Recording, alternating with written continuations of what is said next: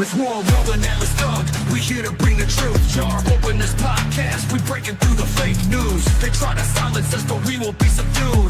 We're bearded alpha males here to save the youth. Spitting fire on the mic with the bass Christian takes. Exposing the lies, keeping the demons at bay. We ain't afraid to speak up, we won't be swayed. Jar open this podcast, where the truth is laid. Jar openers, cracking open the lies. We're rolling Atlas thug, we're here to rise. Bearded alpha males saving the youth from the godless demons, spreading the truth. We ain't playing games, we're on a mission to awaken the masses with our intuition. Pulling out the corruption with no inhibition. Jar open this podcast, sparking a revolution. We're not afraid to stand tall in a world full of deceit. We're the voice of reason, bringing light to the street. Keeping it real, never missing a beat. Jar open this podcast, where the truth meets the heat. Jar openers, cracking open the lies. We're rolling Atlas thug, we're here to rise. Bearded alpha males saving the youth from the godless demons, spreading the truth. Jar open this podcast, where the truth will never cease. Join us on the journey to bring back peace. We're rolling Atlas thugs, fearless in our release. Jar open this podcast, where the lies will decrease. All right, we're live. Jar Openers podcast episode 98. Yeah, 98. I think it's 98. Should be 98. If it's not, we're going with 98. But just want to say welcome in, everybody. We got a special episode of the Jar Openers podcast tonight. Joining us is Dan McKnight, founder and chairman of Bring the Troops Home, a growing group of veterans who are on a mission to end the forever wars. Dan, you're coming fresh off of an episode with Dave Smith where you guys went into detail on the neocons and forever wars. And your Defend the Garden movement. Can you give us your broad assessment of what is going on? Let's see here. Sorry, not reading clearly, right? That's all right. Just been scrolling. But can you give me your broad assessment of what's going on? There's so many people pointing fingers and slinging mud right now. And who is lying? Who's kind of telling the truth? Just what are your thoughts?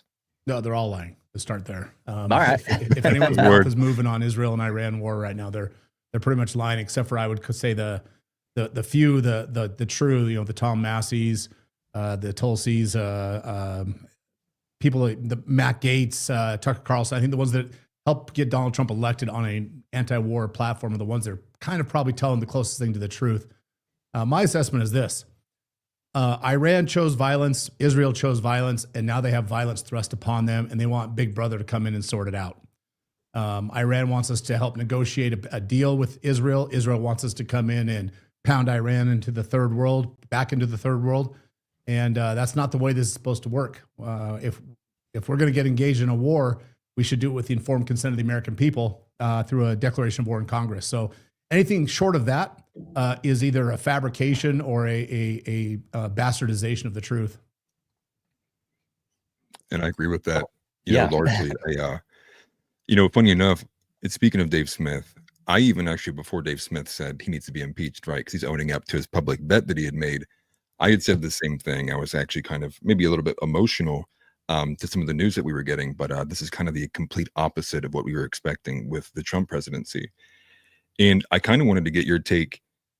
They kind of changed the parameters, right? We're kind of moving from first it was this, now it's this, which is, Trump's been saying for 10 years, right, that he always said Iran can't have nukes. And they're using that as if, people shouldn't be surprised that we're now finding ourselves involved in the Middle East, which I think more loosely, most people were just wanting no new wars. And what's your kind of take on that, like kind of change of the rhetoric here?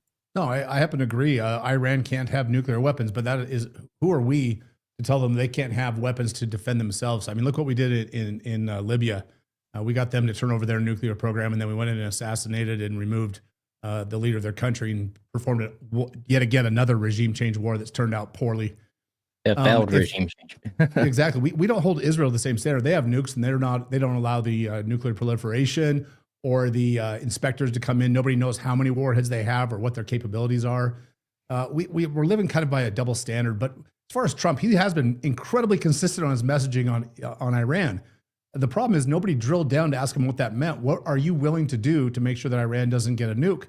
And if we would have peeled back the layers and looked at his first administration, he was pushed to the brink of war with Iran once, and he backed away from it. His instinct is Iran cannot have nukes and anti-war. Both things can be true at the same time. And if we look right now, he's kind of backed away and put this 2-week pause in place. I don't think it's because he is second guessing his own instincts. I think his instincts are still true to himself. I think now he's being told that the bunker buster bombs aren't going to be good enough to destroy the underground nuclear facilities. And now he's being advised to use a tactical nuclear weapon for the first time in world history.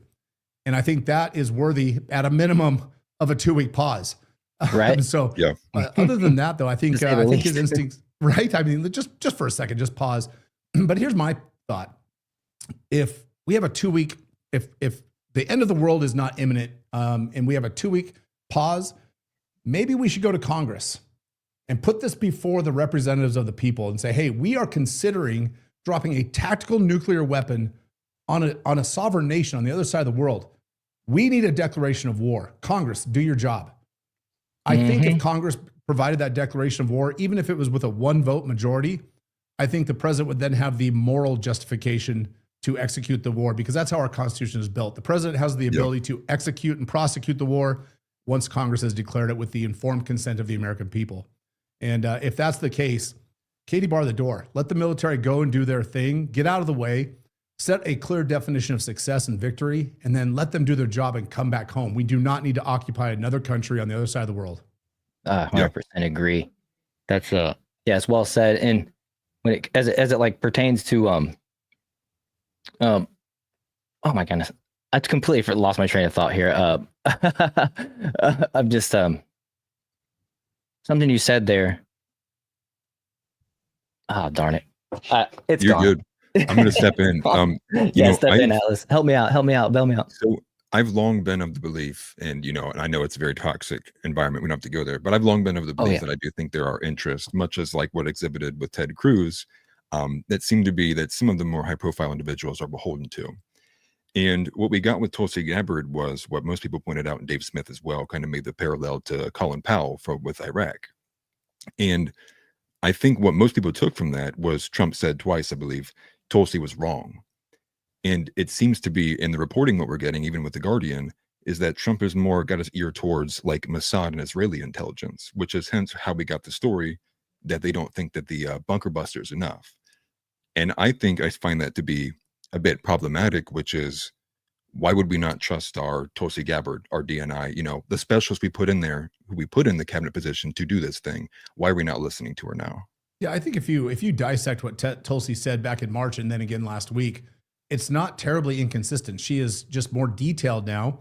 And the nuclear report that came out saying that Iran has passed the threshold for refining uranium to now it's crossed into a weapons grade threshold.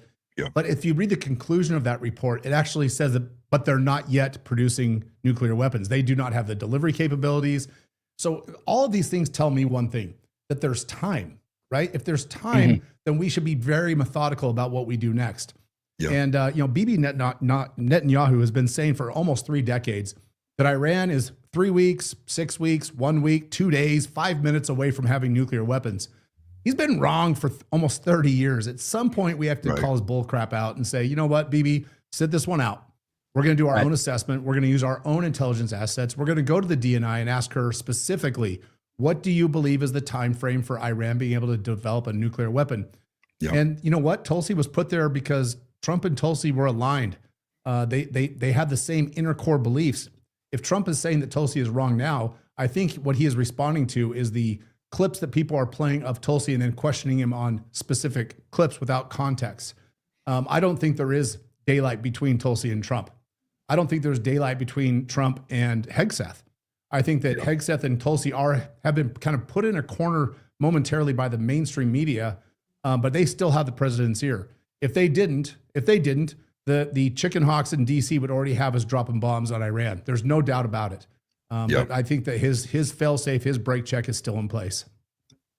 I get that. And, I guess the only pushback I have to that would be, at least as far as I understand, I could be wrong, so correct me if I am, that the IAEA has been the agency that, we are working with that gives us the kind of monitoring reports that tell us, what the uranium enrichment is too. And as far as I understand, the last that we got of that is still the same information they were working with in March. And I guess I've heard it and I kind of agree with it, where it seems that it's almost a reinterpretation of what was said in March. Like, we're all still looking at that same statement that Tulsi had, but it seems we're now reinterpreting what that means 2 months later. At least that's kind of the takeaway that I kind of assess from it.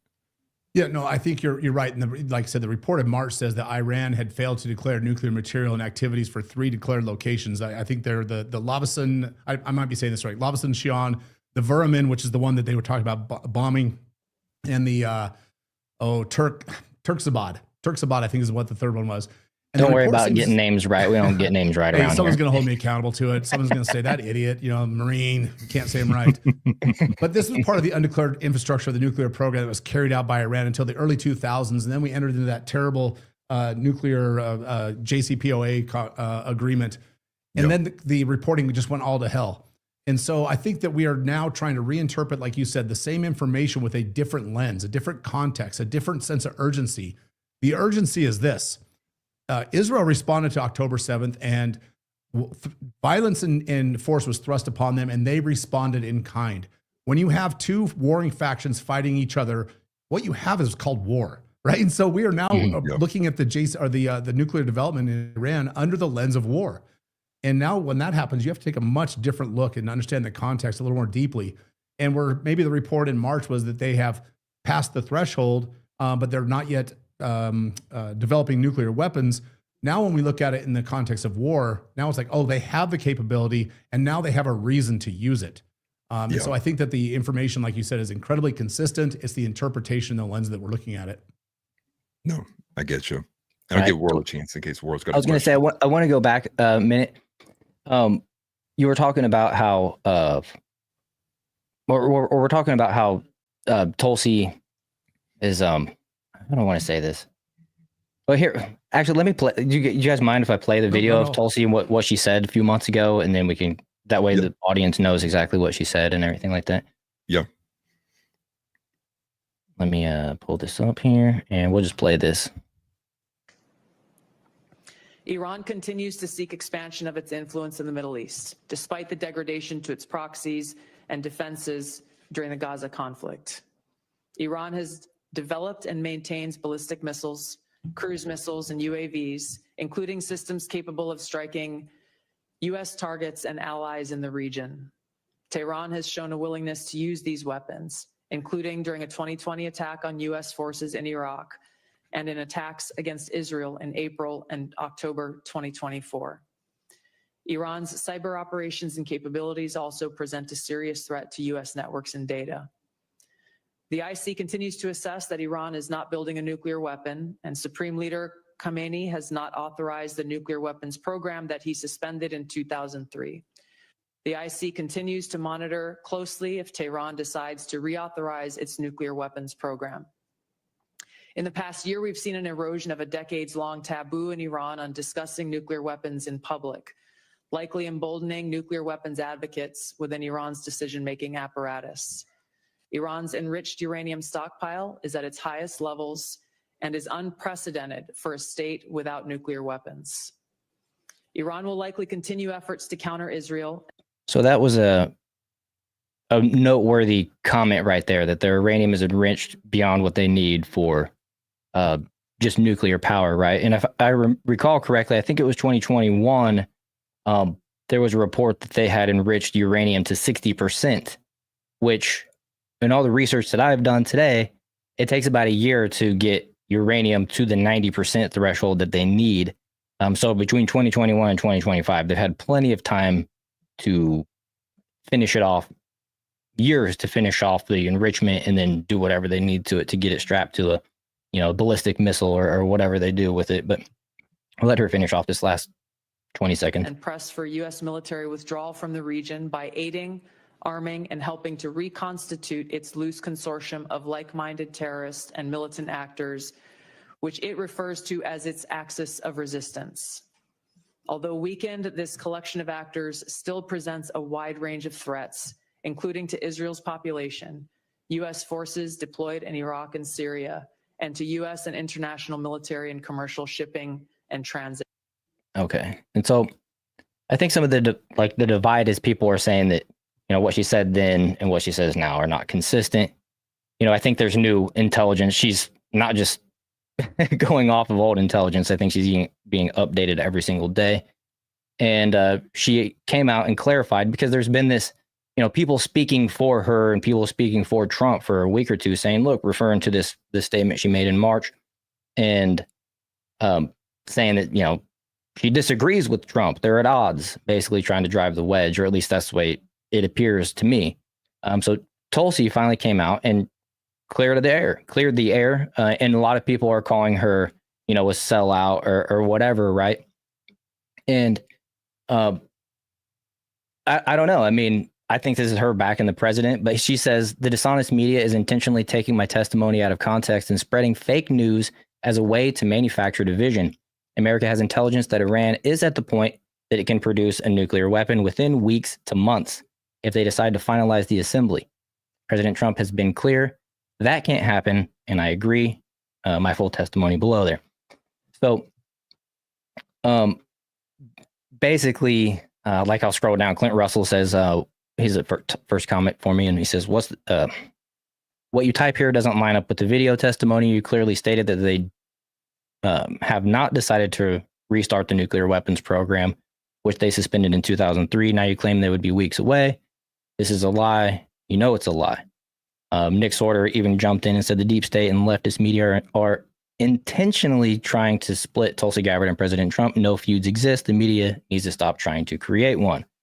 And so I like that, because I was kind of thinking that already. And then once she came out and cleared the air, I thought that would clear the air for people. But instead, it turns out a lot of people are digging their heels in. And it's unfortunate, because I think Tulsi Gabbard is doing what she's supposed to do right here and backing the president in this decision, especially since Trump isn't just rushing to war, right? I mean, Trump's history is he's always maintained they can't have a nuclear weapon. I mean, it's not something new. Maybe people that were just new to Trump didn't realize that he had this longstanding history of it, and that's where me and Atlas might disagree.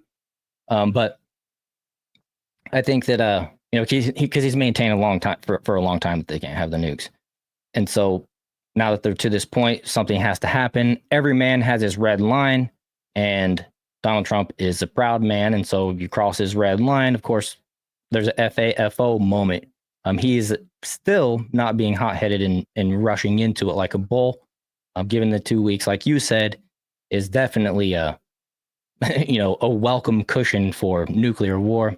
To me, there was some reports that came out after Trump gave him the 2 weeks, like the day after. I think there was a Mossad report that came out and said that, now they're 15 days away, and it's like they're trying to rush Trump's decision. And it made me realize that, Israel engaged in this particular volley with Iran. It was sketchy if Trump knew about it or if he approved of it or whatever, right?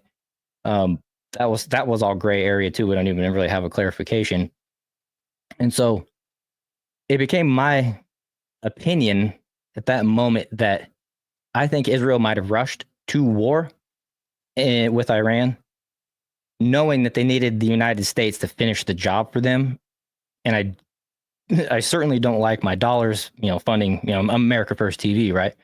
I think I think they could just fight it out and we'll deal with the winner is really my broad opinion. Y'all can fight and we'll negotiate with the winner at this point. But I don't want my dollars going towards this, and I definitely don't want American boots on the ground. And then to what you brought up earlier in your initial kind of statement was that, we need to get this in front of Congress. And I called for that on our last show. Why can't Congress just vote on this? If Congress comes out and votes for us to go to war, then Americans kind of just have no decision, right? The elected leadership that we put in place declared it, and that's what reminded me of you and your mission. So if you don't mind, Dan, would you tell us a little bit about Defend the Guard? Yeah, absolutely. Before I get into Defend the Guard, I just want to back up real quick. Tom Massey took a war powers resolution to Congress and they laughed him out of the room just like they did when Ron Paul took a war declaration to Congress in 2003. They wouldn't even let it see the floor. So Tom Massey tried to kind of take it to Congress and use a lesser authority, the War Powers Resolution of 1973, instead of a declaration of war, knowing that a declaration of war would be a step too far for Congress. But he thought a War Powers Resolution, which gives the president the ability to respond and then report back to Congress within 48 hours, then he has 90 days to execute the mission. He thought that would at least get a debate and a discussion, and that's a step forward. And Congress even, they rejected that. But that's why Defend the Guard is so important, because Congress is impotent. The founding fathers deliberated over the ability to go to war more than any other issue in our founding documents. And they did not want to have the authority to go to war, to change the state of our nation from one of peace to one of war, to rest in the hands of a single individual, interested powers in the defense contractor industry or the weapons manufacturers. And he certainly didn't want it to happen because of public pressure through the media channels of the day, the leafleters and the newspaper writers. He wanted the authority to come from the people. And so they rested that authority to declare war in Congress, the representatives of the people. That's the only place it exists. Our nation can only go to war by choice with an authorization from Congress. Now, we can go to war other ways. If we are attacked, we are thrust into war, right? And the condition of war already exists. We no longer need a declaration. But if we're going to choose to go to war, it has to be done with the informed consent of the people through their representatives. But now Congress has abdicated that responsibility. They've given it away. For the last 83 years, they've refused to even consider a declaration of war. So Defend the Guard is an effort to reclaim that authority back to the people through a legislative prohibition. And the National Guard, which is the militias of the state, the National Guard makes up roughly 50% of the total force structure of the United States. And the National Guard is to remain under the control and the authority of the governors of the states until they are called into federal service legally. So Defend the Guard is a reaffirmation of the constitutional principles that the National Guard or the militia can be called into federal service for three purposes: to repel an invasion, to put down an insurrection, or to enforce the laws of the Union. It doesn't say anywhere in the Constitution that the National Guard can go overseas in a war of choice and fight at the behest of a single individual's desire. So Defend the Guard is a legislative prohibition passed by the states that says, unless Congress has declared war, the National Guard from Idaho or Texas or Florida or Arizona will not be released into federal service if the purpose is for fighting war overseas. Period. That's the end of the bill. It's about 125 words total. We've got it introduced into 30 states already. It hasn't been signed by a governor yet, but it's about to go to the governor's desk in Arizona if we can get over this last little hump.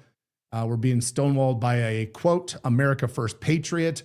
Republican Speaker of the House, Steve Montenegro in Arizona, is absolutely standing in the way. And we are calling on every patriot, every America First Patriot in the country, every anti-war advocate to call Montenegro's office and express that he must allow Defend the Guard to come before the House of Representatives in Arizona for a vote, an up or down vote, and send this damn bill to Governor Hobbs's desk for her to sign or veto. We don't think she's going to sign it, but if she doesn't, the people of Arizona will rise up and demand that their National Guard defend their southern border and not the southern border of Oman against the insurgent Houthis in Yemen. Right. Yeah, there was two things with that I wanted to highlight there. One was I did catch that when you mentioned that on Dave Smith's show yesterday, which was the governor of Arizona signed a treaty with the Sultan of Oman. That's correct. To defend the border against Yemen. Like, I mean, that seems insane, right? It seems like it goes against the I'm trying to think of the legislation for non-presidential actors to act for American interests with foreign countries. Yeah, it also goes against the Constitution, right? Yeah, that to me was just like mind blowing. But more frankly, your kind of assessment, because I think we see figures anywhere from 30,000 to 50,000 troops in the Middle East, and you were saying it's around like 50% of those have been mobilized from state National Guard. That's right. So the National Guard is the occupying force now around the world. When the active duty military moves into an area, they establish the beachfront and the hold, and then politicians refuse to retract and pull back on the empire and come back to American interests. The National Guard gets activated on a 1 out of every 3-year rotation to occupy those places. Right now, Djibouti, Africa, is one of the largest National Guard deployments in the entire world. There's probably about 20 to 25,000 National Guard troops in Djibouti, Africa at any one time. And if you look at a world map, hold up, Djibouti, Africa is just a short little hop away from Iran. Yeah. And it'd be one of the places where we'd have to launch an actual invasion from. Although it's about 1,800 miles away from Tehran, it's not that far away from the southern beachfront of Iran. And so the National Guard, yeah, they're about 50% of the total force structure. And if you see the graphics that have been popping up lately, I think Matt Gaetz posted one, Jack Posobiec posted it. National Guard air refuel missions, KC-135s, are mobilizing from every state in the country that has them right now. And they're being sent through Greenland into Europe and then down into the Middle East right now to support the air mission over Iran because there's no military base anywhere near Tehran where these bombers can fly their sorties from takeoff to dropping a payload to returning safely without having an air refueler because it's so far. People don't understand how big Iran is. It is huge. And it's double the population of Iraq or Afghanistan. So we are entering into a potential war with a major world player with a deep military stockpile and with geographical supremacy. They're surrounded by mountains. The Marines can't attack from the sea. The Caspian Sea to the north is not occupied water for us. Our nearest ally would be the far side of Iraq. We can't come from Pakistan. I'm thinking of all the countries that touch Iran, and there's just not a good place for America to launch from.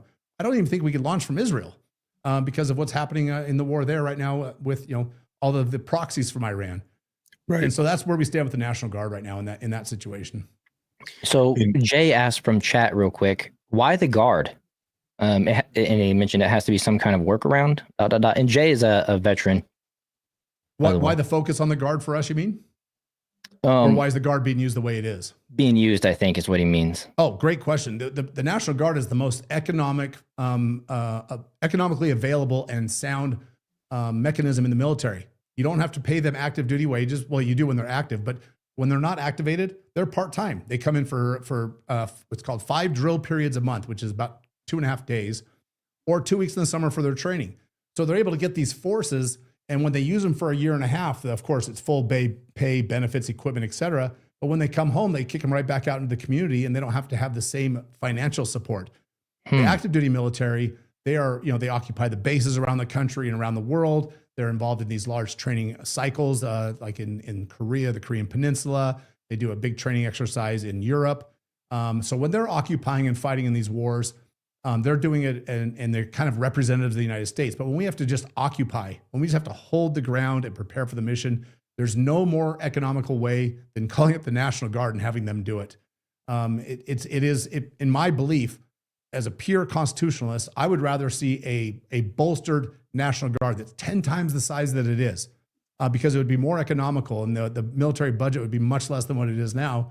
And then if we're ever attacked or we actually ever have an actual threat, we would have this well-engaged, well-trained, well-equipped citizen soldiery, the citizens that would go and defend America. And we would be less likely to have these occupying forces and this empire building and this leapfrog mentality that we're having all across the world. No, I get that. And building off of that too, going back to kind of the mainstay, the focus is here. And I know you're a big fan or friend with Scott Horton, whatever I guess fits better there. And I kind of agree with a lot of his assessments too. And, you can learn a lot from Scott Horton. Where the argument though is, if we just do a strike, right, that doesn't mean it's different than doing boots on the ground. But I think Scott and others point out, like, when we already have this many people in the Middle East that is well within striking distance, the moment that we do strike, it's like we automatically have boots on the ground because all of those people become targets, especially like in an active conflict, and especially one when you pair it with the very low success rate it seems to be with a bunker buster. So with all that being said, if we were to move forward with this, I mean, I think that argument kind of fails. I guess, what's your assessment there? Because I think the moment we do strike, I mean, we would have to be accountable for the fact that we put all those American soldiers at risk. Sure. If you look at a map of the military bases that surround Iran, there are every one of those 50,000 troops that we just talked about are within reach of an Iranian response. And so President Trump rightfully said, Iran, if you harm a single hair on an individual American anywhere in the world, you're going to feel the full weight and force of the United States. And that is the proper response of the president. What I would like to see, though, is an administration, a Congress, a DOD plan that says, hey, you know what? We're going to withdraw some of our forces from Qatar, Saudi Arabia, Kuwait, and we're going to pull back to the defense of America because we are putting ourselves in harm's way. And if we did drop the 30,000-ton bunker buster or a tactical nuke into Iran, I think every American that's within that radius in Iran would be in danger.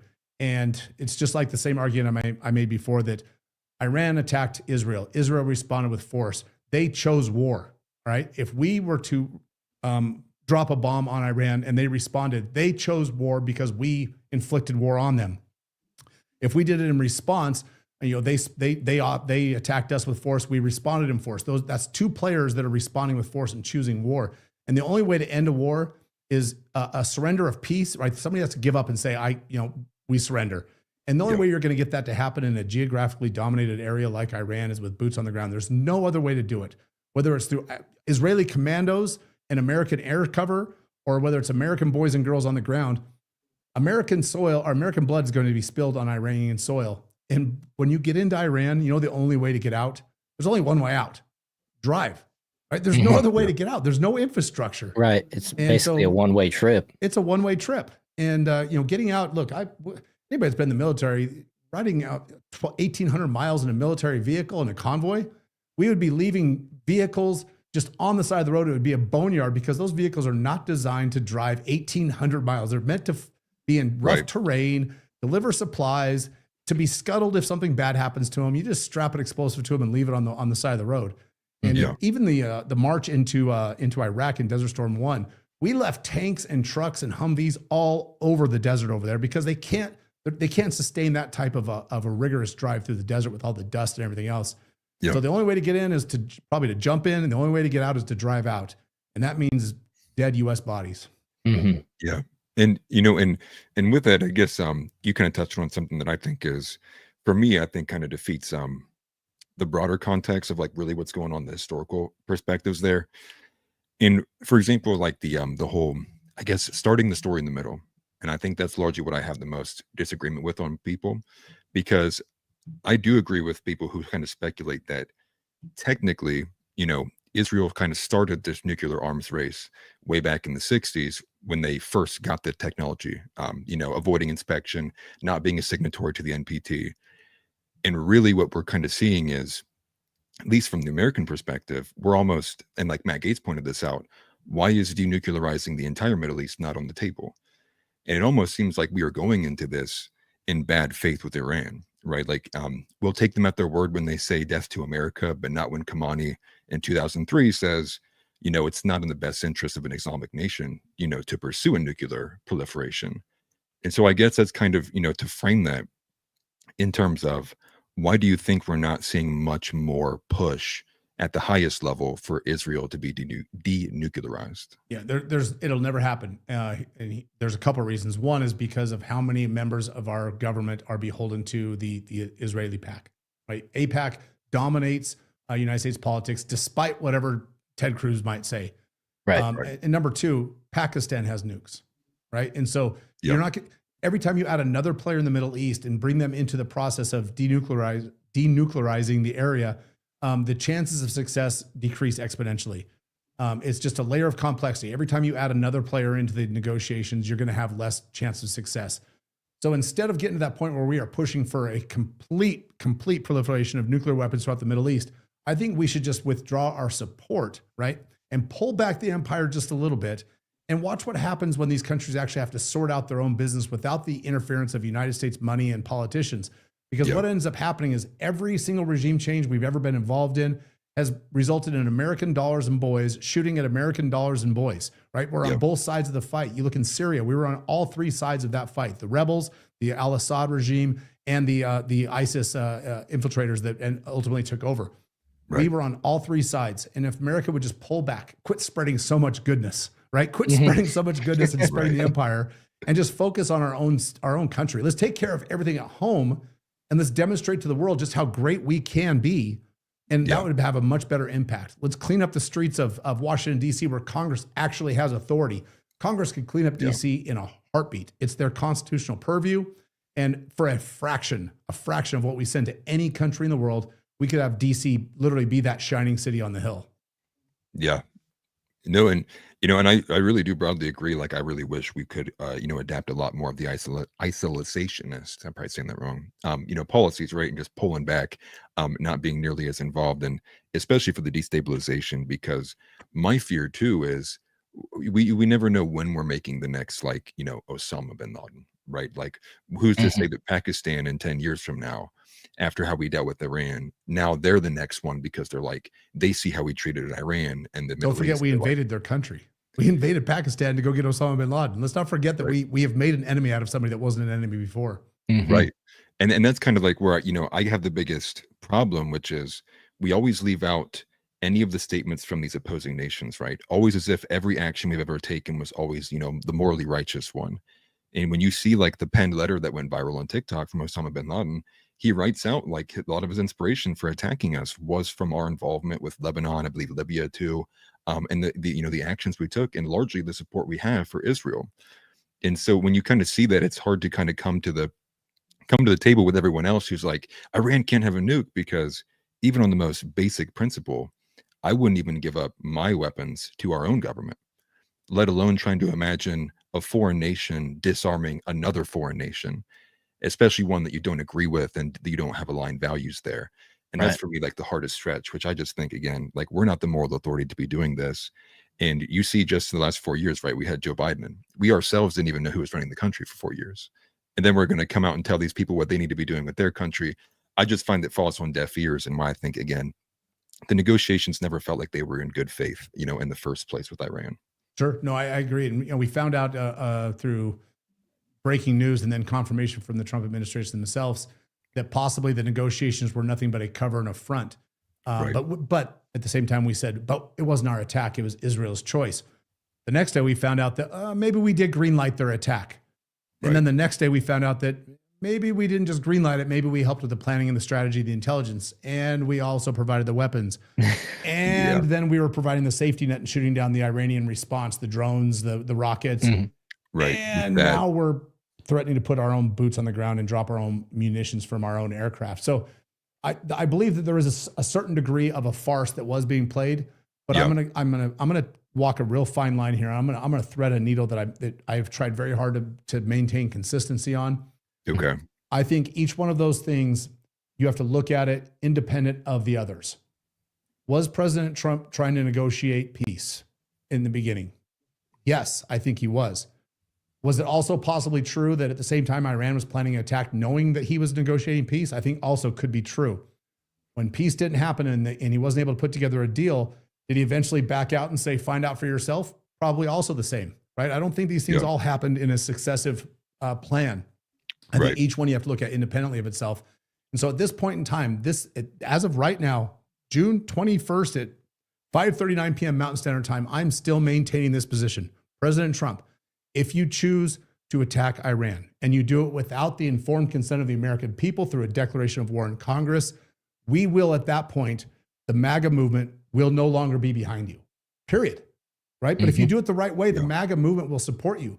We love nothing more than the rule of law. We love the America First concept, but America First has to mean America First. You don't get to define what America First is. It's been around for almost 100 years, the concept of America First. It started way back in time with Bob Taft, right? I mean, this is not a new concept. And so America First literally means America First. And people like Mark Levin who say America First means defending Israel, to hell with that petulant little man. He has no idea what he's talking about, right? America First means what is in our best interest. What follows our rule of law? What is done with the authority of the American people? When Mark Levin goes after Thomas Massey, it makes me want to squish that little bug. I mean, he is a cockroach. And he criticized Tom Massey and said that Massey didn't know what he was doing by calling for a War Powers resolution because the War Powers Act is unconstitutional. Hey, Mr. Levin, I agree. It is. But you know what else is unconstitutional? The president taking us into war without authority from Congress. Also unconstitutional. So Mark Levin, take your blue and white flag with your 6-pointed star and wrap yourself in it. We don't care about you anymore. You are right where you belong, on Fox News with all of the other warmongers and drum beaters. And now we just think his voice is annoying. Oh God, yes. Owen Schroyer has been cracking me up lately on X with this little back and forth attacks or whatever on him. It's been funny. No, you talked a moment ago about we didn't even know who was running the Biden administration for the last 4 years. I don't know if you caught this or not, but the great Theo Wold, he was the former, he was in the first Trump administration, worked very close with Rick Grinnell in foreign policy. He testified before Congress last, I think it was on Wednesday, about the auto pen not being the biggest crime, right? The auto pen wasn't the crime. It was who authorized the auto pen. See, the government is no longer run by the people. It's run by the proxies, or it's run by the deep state. And I don't like to use the word deep state because people think it's too conspiratorial. But what the deep state is the administrative people that have been there for administration after administration after administration. And they're the ones that write the rules, the regulations, the policies. And they're the ones that everybody keeps bringing back because somebody has to know how to turn the lights on, right? Well, screw that. I think every president should come in and flush the entire federal government. Yeah. It would be painful for a year. The really good presidents would come back and build a new administration for the next couple of years. Yep. And if you weren't able to do that, kick your butt out too, and we'll do it again in the fourth year, right?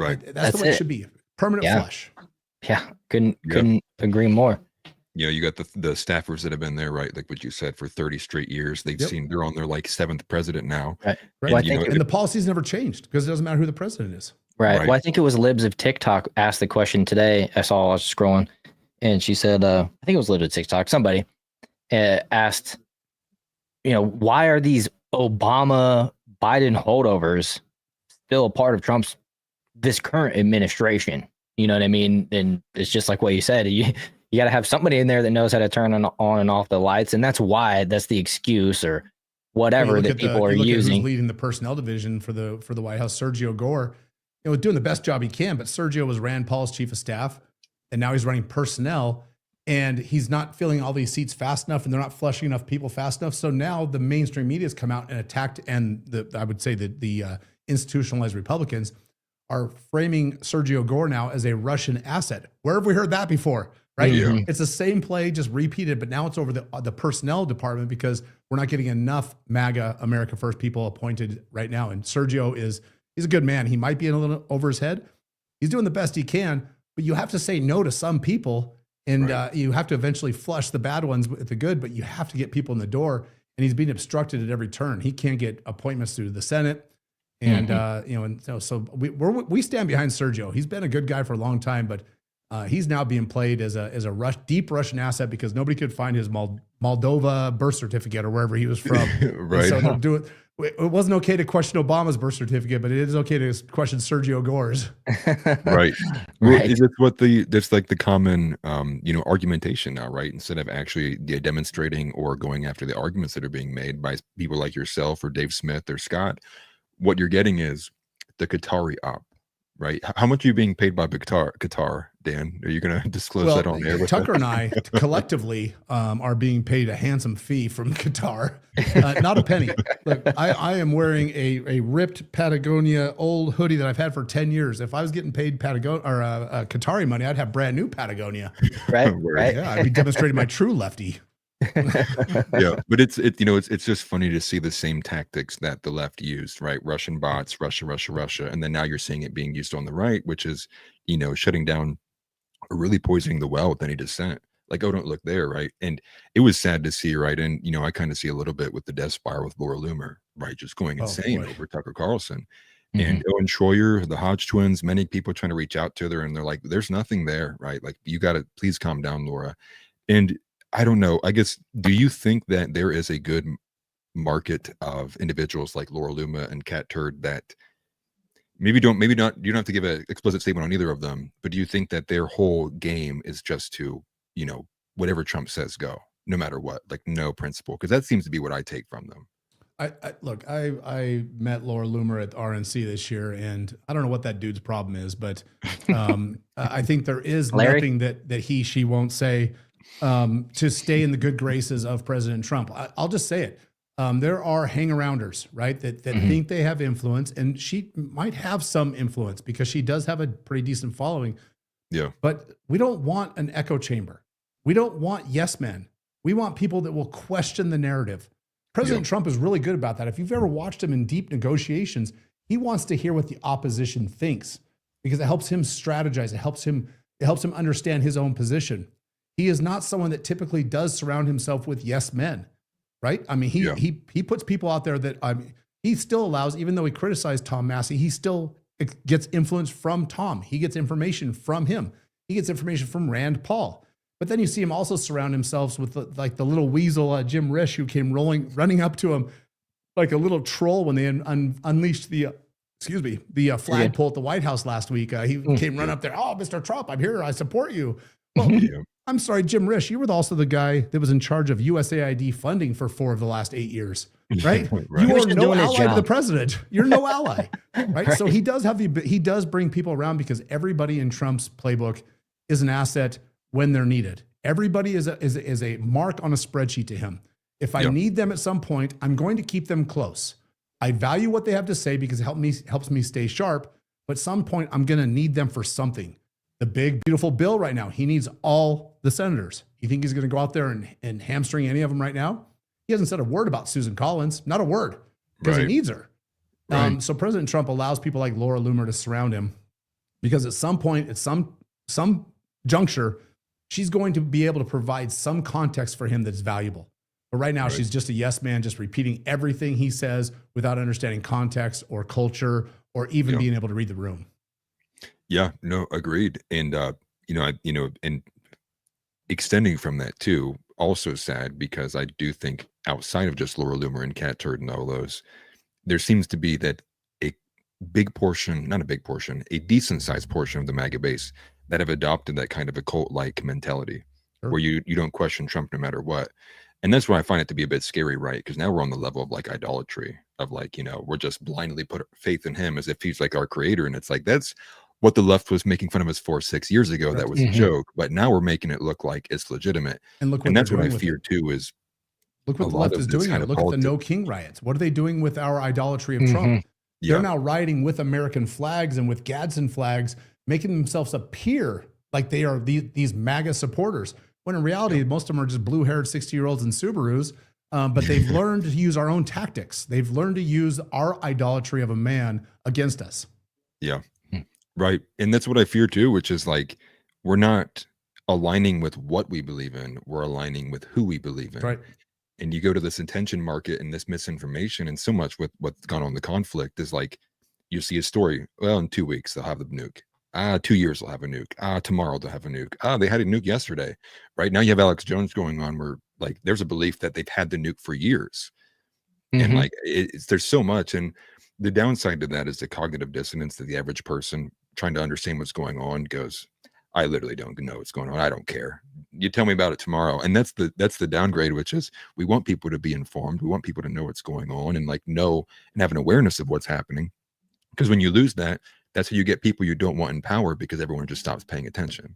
Yep. Well, where's the fourth branch of government? Where is the true journalist that used to expose all of this? They don't exist anymore, right? They haven't been around for 40 years. No. And so the American people are overwhelmed with the amount of information they get. Mainstream media is dead. First of all, let's not say that MSNBC or CNN is influencing this. People are getting their news from alternative sources, and it's from people that have grown up through a blogging generation. So news now is no longer honest and sincere.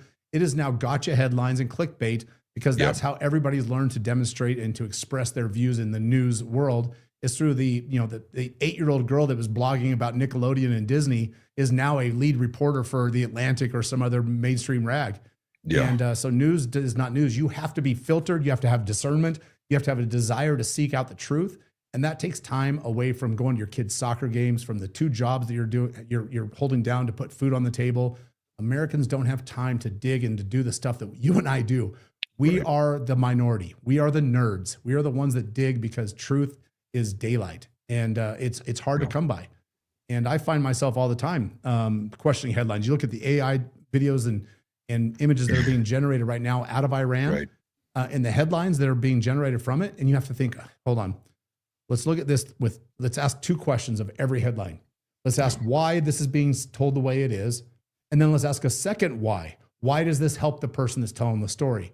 And if you can get through 2 whys and still feel good about the headline, hey, now it's worth looking into. But that's a filter everybody should use. Ask why twice. Exactly. You're spot on with that.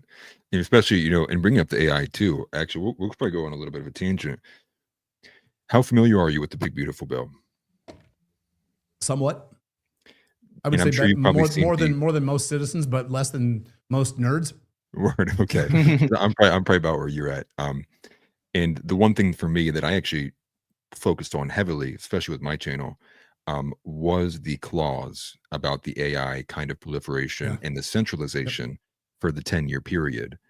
And I kind of connected that. I did a little bit. And so, I'm not as Trumpian or MAGA as most people are. I'm a lot more independent.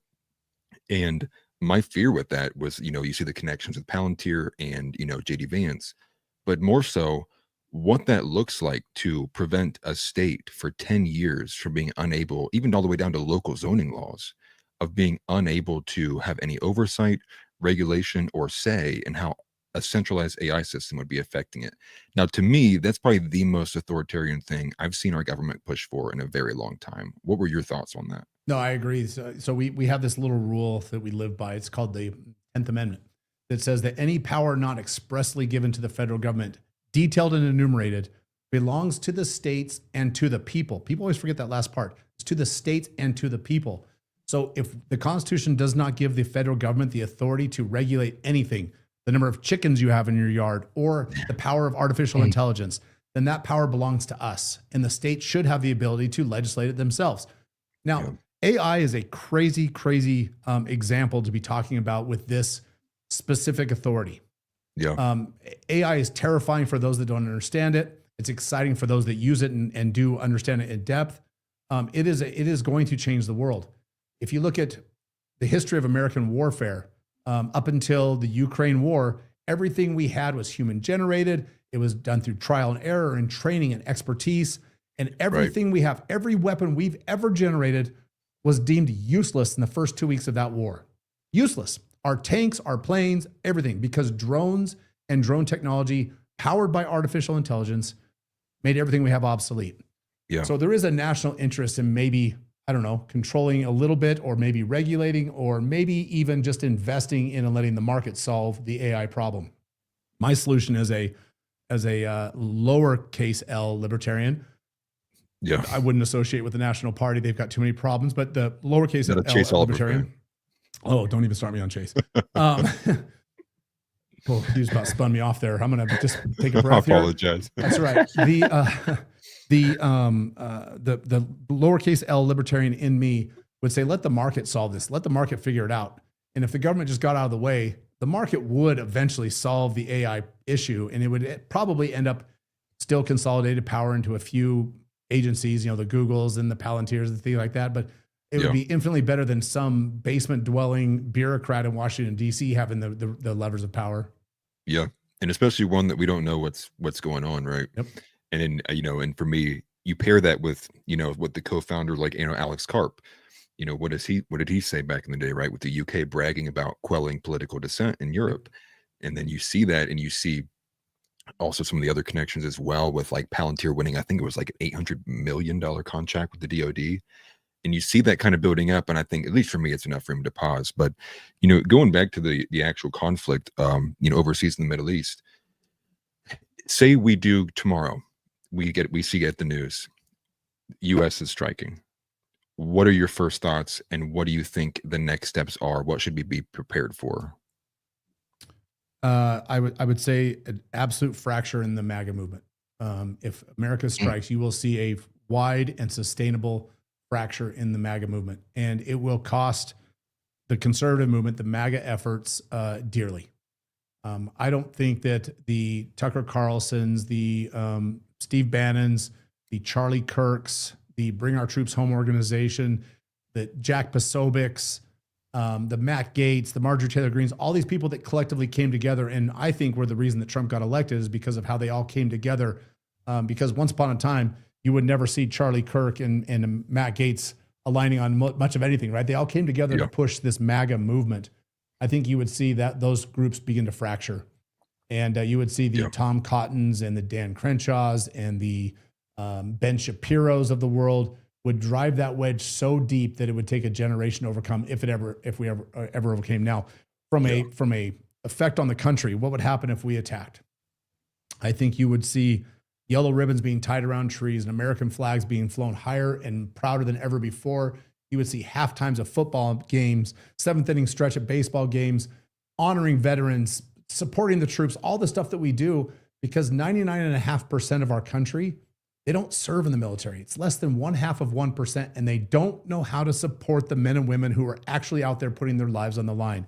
And so what we do, we idolize them. We put them up on this pedestal as heroes and worthy of all of our praise and support, and they should get every ounce of it. Yeah. But what we should do is never ask them to be in that position to begin with. We should never ask a 28-year-old captain in the Air Force flying a mission over Iran to be the one that pushes the button that drops the bomb without authorization from Congress, without the informed consent of the American people. It's a position we should never put the troops in. And so I think that we would see that division, that fracture. And then ultimately, I think what we would see is a rise of the left returning to power once again. And it would be the culture wars would be back on again. And all the things that we saw during the summer of love and then the 4 years of the Biden administration on steroids. Because the mantra would be this: see, we told you so. Right. Right. And I think that would probably put us in a position where we'd probably have 8 to 12 years of Democrats probably winning, with us not even having much of a chance at all. If we even lasted that long as a nation. Yeah. Right. Yeah, that too. Right. So it if probably, we're still here. I mean, this could literally cost the Republicans even the midterms, like Sure. even on the the shortest term election or whatever, the nearest election. Yep. Which Let's is look at what crazy. Probably a likely scenario. A likely scenario is America engages in the war. We go in, we strike, and it's over in no time, and it doesn't affect the midterms because it was in and out. It was tactical. It was like the Soleimani assassination, right? In, out, successful by all reasonable definitions. The right, which is economy something takes that off. MAGA was fine with, right? The Trump supporters were fine with that before. I mean, They were quiet about it. yeah, quiet about it, but it was like, it wasn't a new war. It was a surgical strike, took out a bad guy that we all could agree was a bad Sure. guy, essentially, or whatever. Yep, but this one will obviously be bigger than that because when Soleimani was killed, course. I think two innocents or non-combatants were taken with him, I believe, in that strike. But if we were to attack Iran, how many innocents would be lost? Would we be creating another generation of hostility against America? Because look at who Iran supports now, right? The Houthis, right? They support the Houthis. They support Hezbollah, right? They support what's the other faction? I'm drawing a blank right now. Hamas, thank you. So we're fighting all of their proxies, all their factions around the world. Why do they all start with H? I don't know. Just now. I don't know. That's a good question. There must be something there. Where was I going with that? But yeah, the bomb drops on Iran, and they keep saying that the Iranian people hate their government. Well, do they hate their government as much as they hate the people that dropped a tactical nuke on their country? Right. Yeah. You want to talk about rallying people behind an evil force? I think that's what we would be doing. Right. Creating a new generation of young Iranians that hate America, just like Absolutely. the young Afghanistans, the young, every other nation in the Middle East that we've tried to, remake in the form of a democracy. Yep. Who our enemies kill are tomorrow. Kill off all their dads, kill off all their older brothers, and That's then you think they're gonna be your number one fan whenever they're fighting age? You know what I mean? No, of course not. And then they're gonna raise their tomorrow's kids. enemies are the regime changes that we started today. Yeah, and they're gonna raise their kids to hate you too. I mean, so like it's inevitable. And the crazy part about it too, I realized today is that the Iranian leader, he's like 87 years old. The dude, I mean, I don't know the average life expectancy for folks over there, but I mean, I'm guessing it's less than 84, probably. Probably. I mean, yeah. I mean, desert living is not easy living. yeah. You'd think that the dude's not long for this planet, like regardless. And there definitely, I saw an article today that he actually just like yesterday named 3 successors or potential successors or whatever. The article said 3 stooges, but yeah, that's funny too. But it was just like, taking out this dude, is it really going to do much? I mean, what's this 87-year-old guy that's been leading since like 89 or whatever? Like, we took out Saddam and it completely destabilized the whole region. Right. And this dude seems like another Saddam type that has respect of the factions, at least. I understand this probably because he's, funding Hezbollah and Hamas and whatever. But I don't know. It's just like the next person is really, it's no promise that the next dude's going to be any better once you get rid of this dude. The first most likely next successor is either the son of the Shah from the 1950s, who was a dictator, or it's the son of the current Ayatollah. Those are the first 2 most likely. Neither one of them is a friend of America. It was like why we had to take out Saddam Hussein's sons, because they were crazier than he was or whatever, And so it's just like, how far down the chain do you have to go? And just like, I don't know, man. Like I Right. said in the intro, I'd rather just pull my hands back as the Americans and say, all right, y'all work it out, because you know That's what? right. Once it's done, the one thing the Americans will have going for us is the families, the remaining people won't have this pure hatred to the root of their soul for America. That will be non-existent because we removed ourselves. Maybe we would actually. I take that back. Maybe the people in Israel would hate us because we stopped funding them. But I don't know. I mean, I guess Right. we aired for America first perspective or decision, and I'd go for that over the other. But Yeah, let me ask you this question. What would America do if Israel was not part of the equation? If Israel was not in the Middle East and they weren't natural enemies or border enemies with Iran, and Iran was trying to enrich uranium, what would America do if Israel wasn't there? What would we do? I would say they probably treat it a lot like we treat North Korea or What any did of we these do when other. Pakistan developed the Yeah, nuclear or weapon? Pakistan. Yeah, I Or- figure or we'll probably India. treat them just like any of these other Yeah. nations that have nuclear capabilities that we're not at Right. perpetual war with. Yeah, the only thing that I can even imagine would be, because the IAEA is a UN kind of agency, that they would maybe ask us to get involved on the UN behalf to just kind of maybe be a negotiator or something. But I probably wouldn't be able to, tell you where Iran is at on a map if it wasn't for Israel, right? I wouldn't I'll know tell where you- all these other countries were. If people were to actually open up a world map right now and tell, I don't know if you can pull one up or not. Iran, if you look at it, it is bad news if you stop and think about just the geography of where they're located. Who's to their north? Who's to their south? Who's to the east and west? Yeah. It is not an ideal situation for America. And oh, by the way, if you were just to draw a line from Tehran to Washington, D.C., I think it's about 6,000 miles.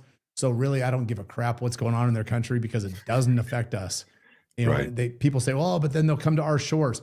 You know what protects American shores, though? The Pacific and the Atlantic Ocean. That's a long boat ride for a bunch of people living in the third world to come and attack us. Right. And we have to get there. We have to go south of Africa, right? The easiest way by Correct. sea is going south of Africa up through the Persian Gulf to where That's it's right. at. The Arabian Gulf. I think you insensitive racist. Oh yeah, you're right. You're right. Didn't they rename it Depends on recently? what source I'm looking at determines what they call it. it says Yeah. Persian Gulf, Arabian Gulf, and Yeah, we had to change to Arabian because it was pissing off the Saudis, I think is what I heard. oh, that's funny. Yeah. And So you look had at that. Look at that mentioned- map. Iran's right there. That landmass right in the middle, right? Yeah. Yeah.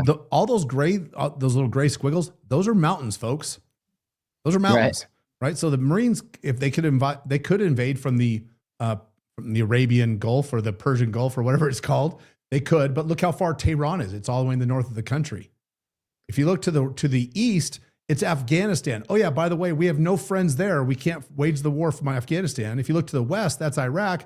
Oh, we can't fight from there because ISIS is there still, and so is Hezbollah, and then there's a little Kuwait that barely touches it down the corner. We possibly could wage a war from Kuwait. We've done that before. That's how we took over Iraq. But then you look at United Arab Emirates, Qatar. There's no ground troops coming from there. There's Oman. If No, you get to the Horn mean- of Africa, go to the Horn of Africa to Djibouti. Djibouti is the northeast corner right there. That is where most of our troops are stationed in the Middle East right now. So to Okay. go there, we have to go over breaking Yemen. news. What's that? President Trump announced that he has dropped a full payload of bombs on Iran's nuclear sites at Fordow, Natanz, and Isfahan. Stop. Is that real? Truth Social. I'll pull it up. I'm sending it to World right now. Dang. I'm going to put it in the outline. World. It's no longer theoretical. Right. Right. Go to underneath bottom question 9, World. I see. We have completed our very successful attack on 3 nuclear sites in Iran, including Fordo, Natanz, and Efeshan. The planes are now outside of Iran airspace. The full payload of bombs, all caps, was dropped on the primary site of Fordo. All planes are safely on their way home. Congratulations to our American warriors. There's not another military in the world that could have done this. Now is the time for peace. Oh my God. First of all, I am praying that every American gets out and is safe and on the ground, and they're back in the arms of their loved ones soon. Now, let's talk about the hypocrisy of this. There is no time, or now is the time for peace. after we just dropped a very large and successful payload attack in a foreign country. Yeah. Mm. Right. And now I'm kind of curious, did they just drop one? Did they drop the cluster? Did they drop the tactical nuke? Like, what did we drop now? First, Now I'm curious what that'll be. first response on X, Lindsey Graham, good, period. Then he goes Dang. on to say, this was the right call. The regime deserves it.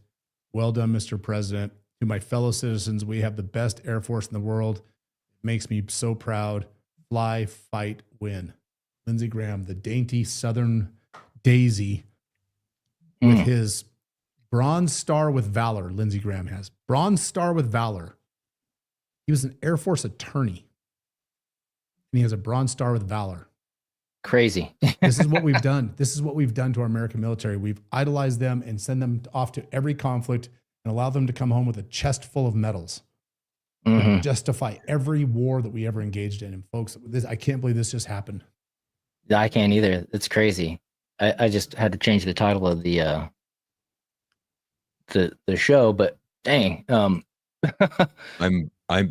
trying to find if anyone has any information on what we dropped, because there's a huge difference between dropping the tactical nuke versus just dropping the GBU-57. All right, let's just Dissident go. media is reporting there's no footage of the bombings. What? Every signal net intelligence source is deeply confused by Trump's announcement. No confirmation from any independent source. Matt Gaetz, President Trump basically wants this to be like the Soleimani strike, one and done, no regime change war. Right. Matt That Gaetz got we'll right see. on board.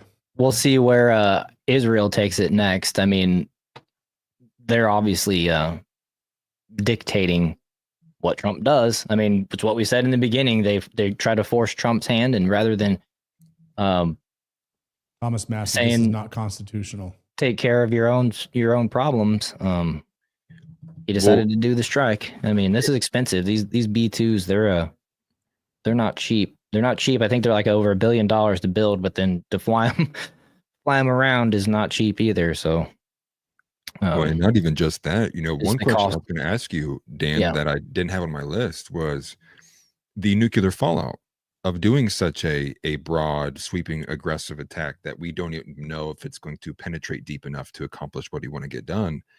What happens if this turns into a Chernobyl in the Middle East? That's a great question. I don't know enough about the nuclear process, but from my understanding is tactical nukes are different than strategic nukes.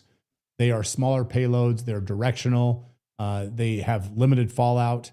So if there was a tactical nuke dropped, it wouldn't have the same effect as a nuclear meltdown in a plant or anything that would be a large strategic nuke like what we saw in Hiroshima or Nagasaki. Those are different. So, man, I'm still just in shock of what's happened. Right. Listen to this report right here. Susie Wiles, who is his chief Chief of Staff. had Trump isolated within the White House, and he's receiving intel exclusively from John Ratcliffe.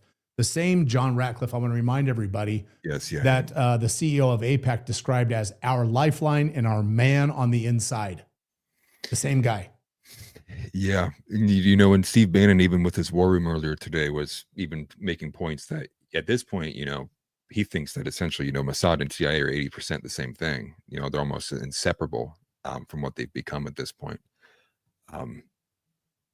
I'm a little in disbelief myself. I don't know what to really think. I did want to say shout out to House. House was the first one I saw say that. I brought it to my attention. Yeah, Gray Zone. Max Blumenthal's breaking right now with it. crazy. Central that, Command's commanding general Kurilla, Kurilla. He's also considered an Israeli insider in an American uniform. He's also, it looks like, on the inner room right now. My God, I am stunned. So let's go back to the scenario we talked about a few minutes ago. That best case scenario, Yeah. if this happens, that it's done, it's over with, and it was tactical, it was surgical, it was effective, and the Republican Party moves on to the midterms. That is us whitewashing us and sweeping it under the rug again. And so that's the best case scenario that the Republican Party can hope for. because the Lindsey Grahams, the Tom Cottons, they're going to be out in force congratulating the president on being a hero, a protector of American democracy, and apple pie and baseball.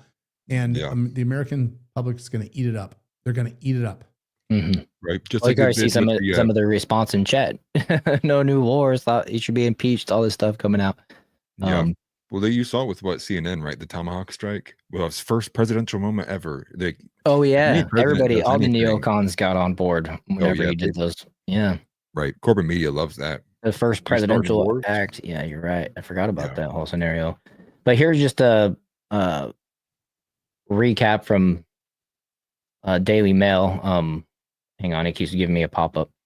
Americans are. Oh wait, no, that's not it. What the heck? Being evacuated. We knew that. Wait, is this breaking too? Hold on. What time is it? I'm getting it from Nick Sortor right now that multiple B-2 stealth bombers were used in the strike. They entered the region hours ago. There was no delay. Right. So here, Trump bombs 3 Iranian nuclear sites in Iran, including key Fordow bunker, as Trump hails very successful attack. Now, I think what Atlas was getting at was not necessarily the use of tactical nukes, but the destruction of the uranium that they were enriching. Like what kind of fallout could happen maybe from that potential thing, I think was the question you're actually like referring to. Is that kind of like... Well, because I say that because even experts from the IAEA had actually early on, I think even in April, had said if there's anybody who's running to, if this leads to conflict, America needs to be fully aware that the level of the site that it's reached, be cautious of any kind of nuclear fallout, were you to strike the plant. And I think they were even saying that without using a nuke, like if you were to strike it with regular ballistics, be wary of the fallout you may cause from that. And I think that would be the kind of thing that would definitely cause a forever war, say were a large portion of Iran to become, radioactive, and the kind of fallout that would happen from that region. Because again, you're going to imagine people be fleeing, refugees, people have to pour out of Iran because, who knows what, may occur with the fallout and what they may lose in terms of like farmland or, just general kind of ecosystem and infrastructure. Yeah, the next wave of refugees coming out of the Middle East, that's going to hopefully not hit the United States soil as well. You know what I mean? Right. Well, I really was hoping I was wrong, but I had been kind of resigned to the fact that we were going to. I really don't know what to say or think at this point in time. Right. I think it's best captured by our good friends, the Libertarian Party of Tennessee, really incredible good friends of our organization. They said, I was told that there would be no new wars under Donald Trump. Mm-hmm. Yeah. That's what everybody's saying. We were promised. That is what everybody. Yeah. No, and then again, like what you had said too, I mean, I'd seen that they had begun evacuating, not the embassy, but Israel, American citizens out of Israel earlier today. I echo your sentiment with that. I really do hope any men, women, children, even if they're not military, like I do hope they can get out of the area safe and effectively, because right now you can imagine that Iran is working a way to fight back, and who knows if it'll be Erbil Air Base in Iraq that gets hit. Maybe they'll hit some air base that we have in Syria, because I believe we still have one in Syria that's got about 1,000 troops in it. We got guys stationed in Kuwait, I believe, still. And just like that, all those American lives become part of the negotiation, bargaining of what is going on right now. And I just hate that. Mm-hmm. Yeah, I agree too. Here, let me read this article from the New York Post. U.S. has bombed 3 nuclear sites in Iran. Trump announces now is the time for peace. It's kind of weird. You bomb somebody and then it's like, well, peace, dude. Truce. Thought we had a truce. Doesn't work like that. But anyways, the United States military launched airstrikes against Iran Saturday night, an attack that followed repeated demands from President Trump to Islamic Republic to surrender more than a week after Israel initiated extensive strikes on the country's nuclear infrastructure and military. Quote, we have completed our very successful attack on 3 nuclear sites in Iran, including Fordow, Natanz, and some other place. All planes are now outside of Iran airspace, Trump posted on Truth Social just before 8 p.m. Saturday. So 16 minutes ago, basically. A full payload of bombs was dropped on the primary site, Fordow. All planes are safely on their way home. Congratulations to our great American warriors. There is not another military in the world that could have done this. Now is the time for peace. Thank you for your attention to this matter. Trump spent days behind closed doors vacillating between negotiating a deal. Okay, so they're going to get into updates and stuff that we've already talked about. But yeah, he mentioned it was very simple that he wanted an unconditional surrender. Now apparently it looks like the 2 weeks was condensed. I did see some reports on Friday in the evening that there was people expecting these bombing runs to happen yesterday, just after the stock market closed. Theory being that Trump wanted to give as much time for the stock market to resettle while it's down, while it's closed for the weekend before it reopens on Monday. It looks like he didn't do it on Friday. He did it on Saturday. It might have just taken some time. I know we also have the Friday somewhere, right? Yeah. I know we have the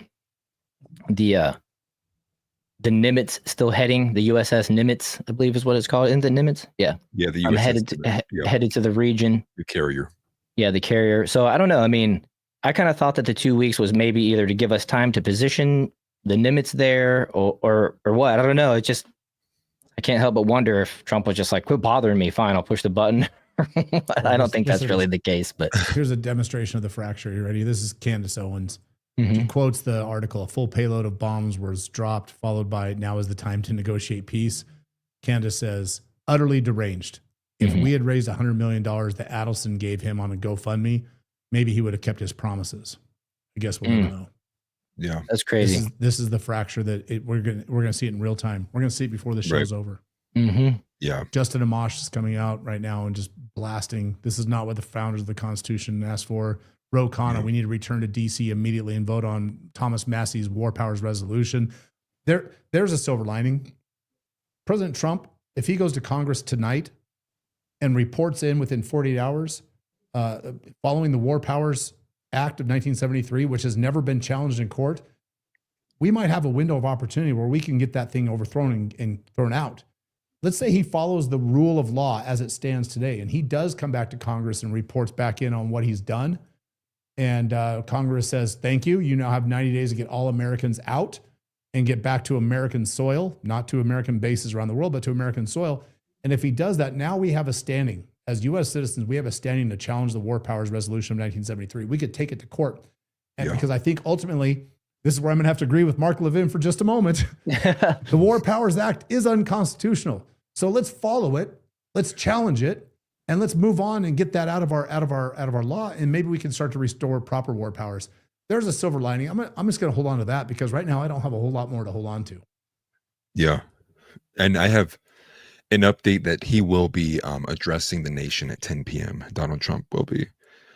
Okay, something to keep in mind. And then it looks like Trump's Truth Social is also offline. I'm not sure what that is though, but I do agree with what your assessment.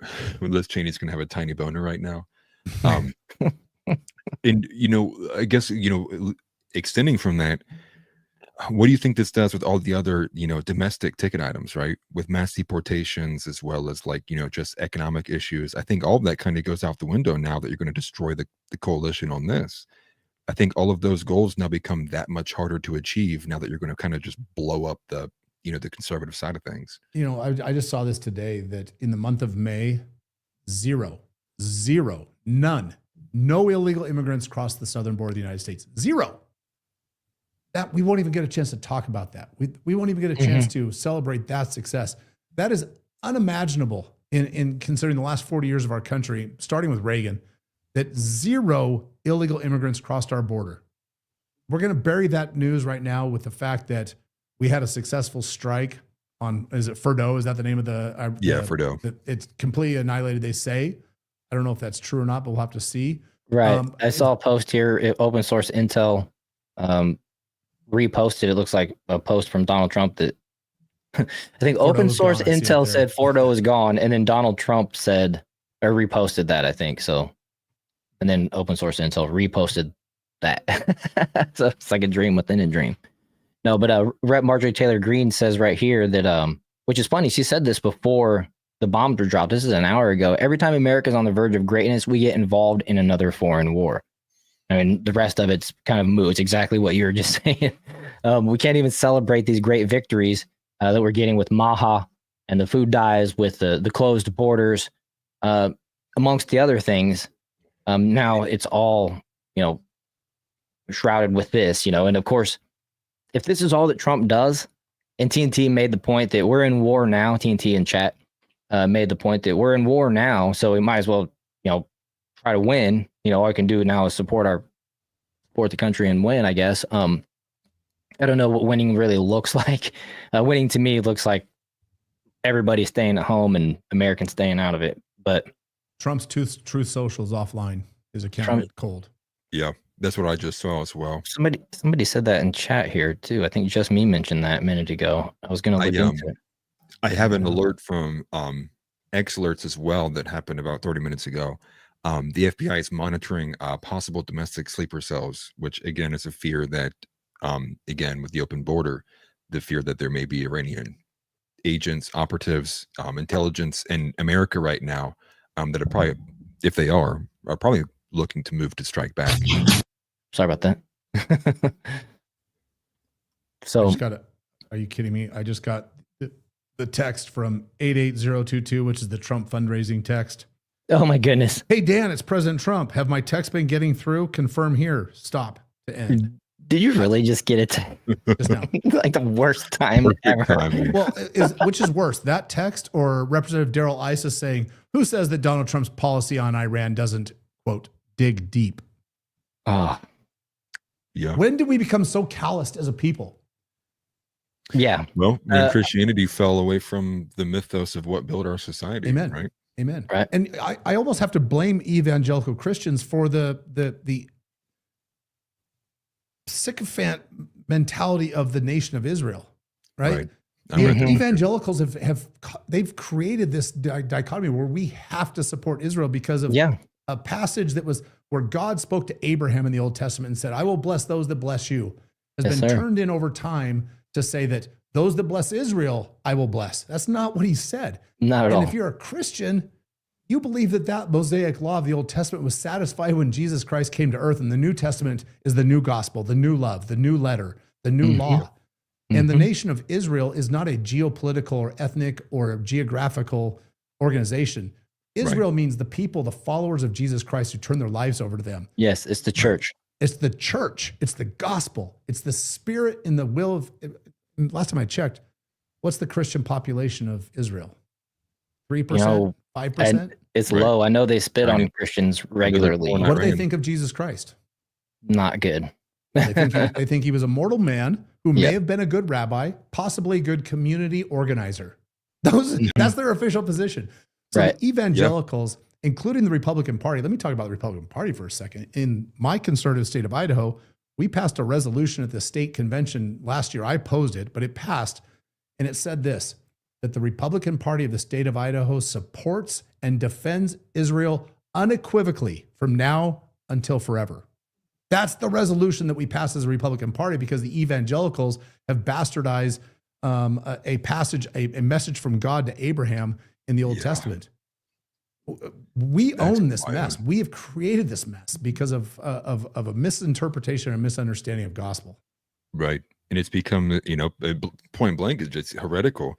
And, you bring it up, right? We'll use, use Shapiro's quote from Joe Rogan, right? He was a rebel who got killed for his troubles, essentially, right? And you kind of see this relationship, but again, this is like the baseline. Did Ben really say that about Jesus Christ? Yeah. It's a famous clip.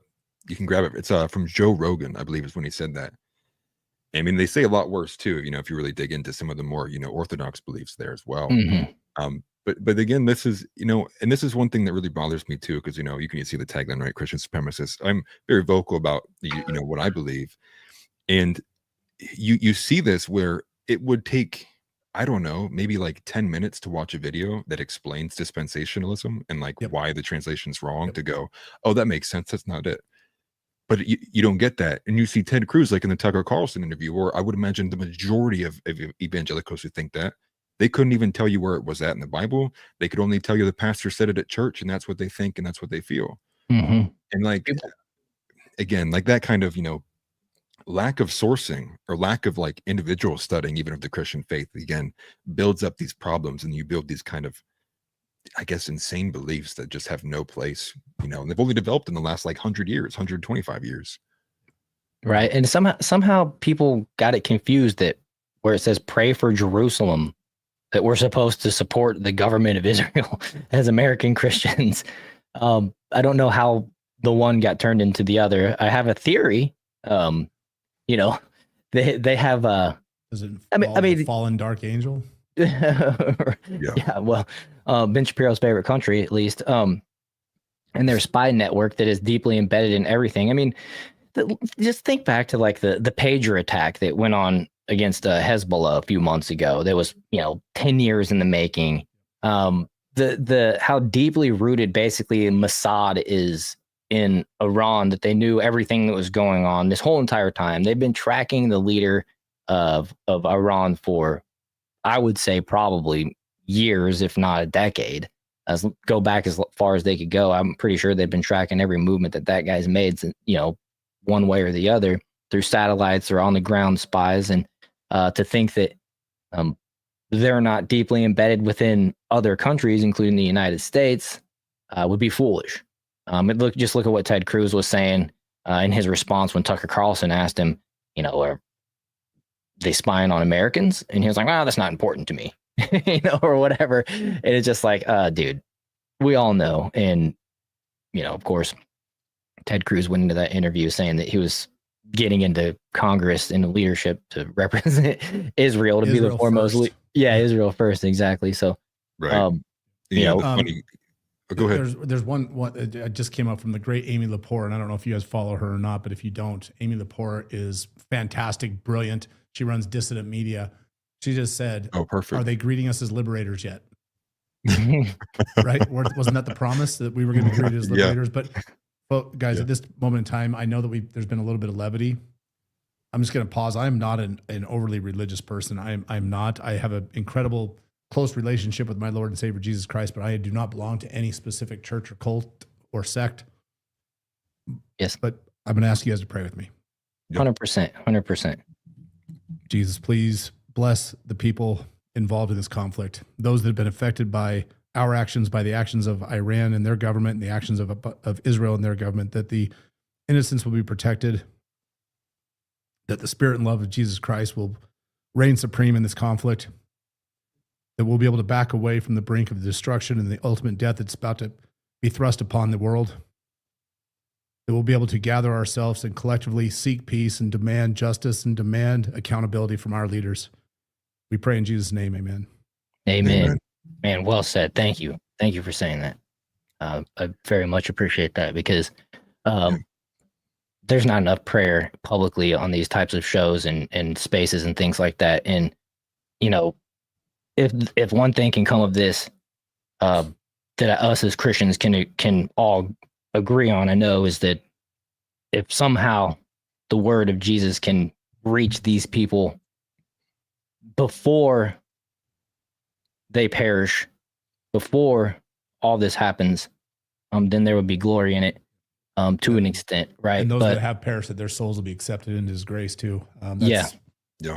Yeah, exactly. And so, guys, I don't know if you guys realize our lives have just been changed. Yeah, I mean, we just crossed into a dispensation that is not only been predicted, it's been prophesied about, but it's also been ushered in by some of the most evil people in our society. Mm-hmm. And this is a call to action. This is a call to action as followers of Christ, as American citizens, as patriots, as believers in the Constitution and the divine inspiration that created our country. This is a call to action for us. I'm even going to pray for our president at this moment in time, because I think his soul needs the guidance. I do too. He's been put in a really tough position. I mean, not put in, we elected him into this, but he's put himself in this tough position. And I think he's a good guy I think he's the guy, especially of the two options we had, to lead us through this. I do believe that God saved him in that assassination attempt. And maybe this is why, right? Maybe this is why. And so we'll see. I always like to offer the right amount of grace that we don't have the full breadth of intelligence and knowledge that obviously the president of the United States has, but also we have a different filter. Our filter is that he is executing on authority that comes from us, that was bestowed on us from God, right? So Yes.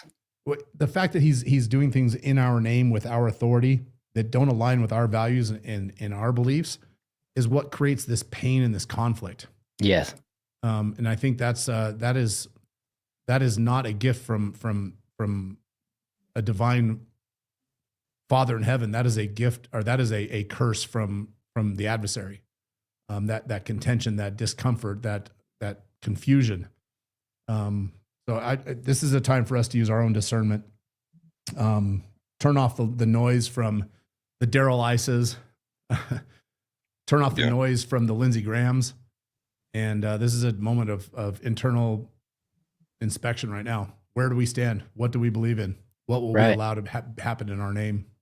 Right. And then, what tragedies might we face due to Biden's open border policy over this last 4 years? What's going on within our country as far as these cells that potentially could have came in? It's not like it's a new thing that America has enemies, and Iran made the statement, like, stay out of it. And so, I don't know, when you do stuff like this, you're basically asking for a comeback, you know what I mean? And so you can't just, like Trump said, you can't just be like Trump and be like, we're dropping bombs on you, and now it's time for peace. That's, they're going to drop bombs on you and say, now it's time for peace. And then you're going to say, wait a minute. No, now. Just like planting a tree, right? The best time to plant a tree was 100 years ago. The second best time is today. I believe that's probably the same thing for praying for peace. It's just tough when you respond that way to then now say, okay, now we seek peace. But you know what? Jesus didn't go into the temples with all the money changers and lightly dust off the tables, though. That's true. Right. He overturned the tables violently. He cracked a bullwhip. He chased them out of the temple violently. There's no chance I'm comparing Jesus Christ and Trump, but I'm saying that the comparison is there. That I cannot condemn him because I don't know. I don't have the full breadth of knowledge, but I can be ultimately disappointed, and I will continue my mission and double down on my efforts. Because I know where I stand. I know who I am. I know what my core values, my beliefs are. I am deeply, deeply saddened and disappointed at this moment. I'm shocked. Right. I don't even know what else I can say other than what I have. That I'm just baffled. I know. I mean, it's crazy. We've been talking here. Let me, Thomas Massey posted, this is not constitutional. I had to highlight here.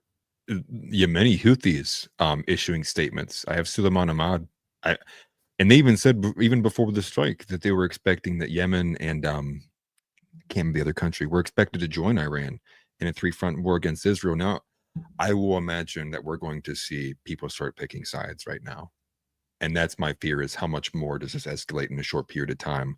Like, what does Russia do? What does China do? Let alone what does the rest of the region do, right? What does ISIS do? What is going on?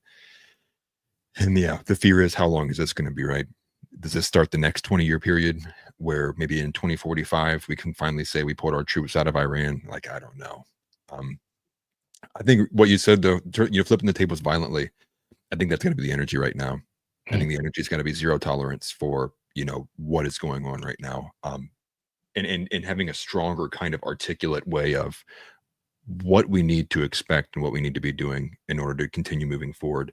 But, I'm trying not to black pill, but I do think, ultimately with choices like this from a nation and the long track record, I do fear that we have ultimately begun the beginning of a long end of the American empire. And I truly do fear that, like what you had said, our lives are forever changed. We don't know just how drastic and how long lasting the effects of this will be. It's like hitting a domino. You don't know how long or how many, are down that line.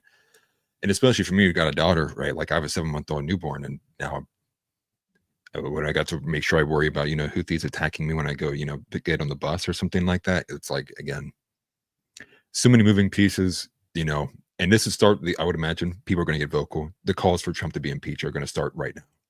And I can already see some of them on my feed right now. Yes, I see it's going them. to be chaos.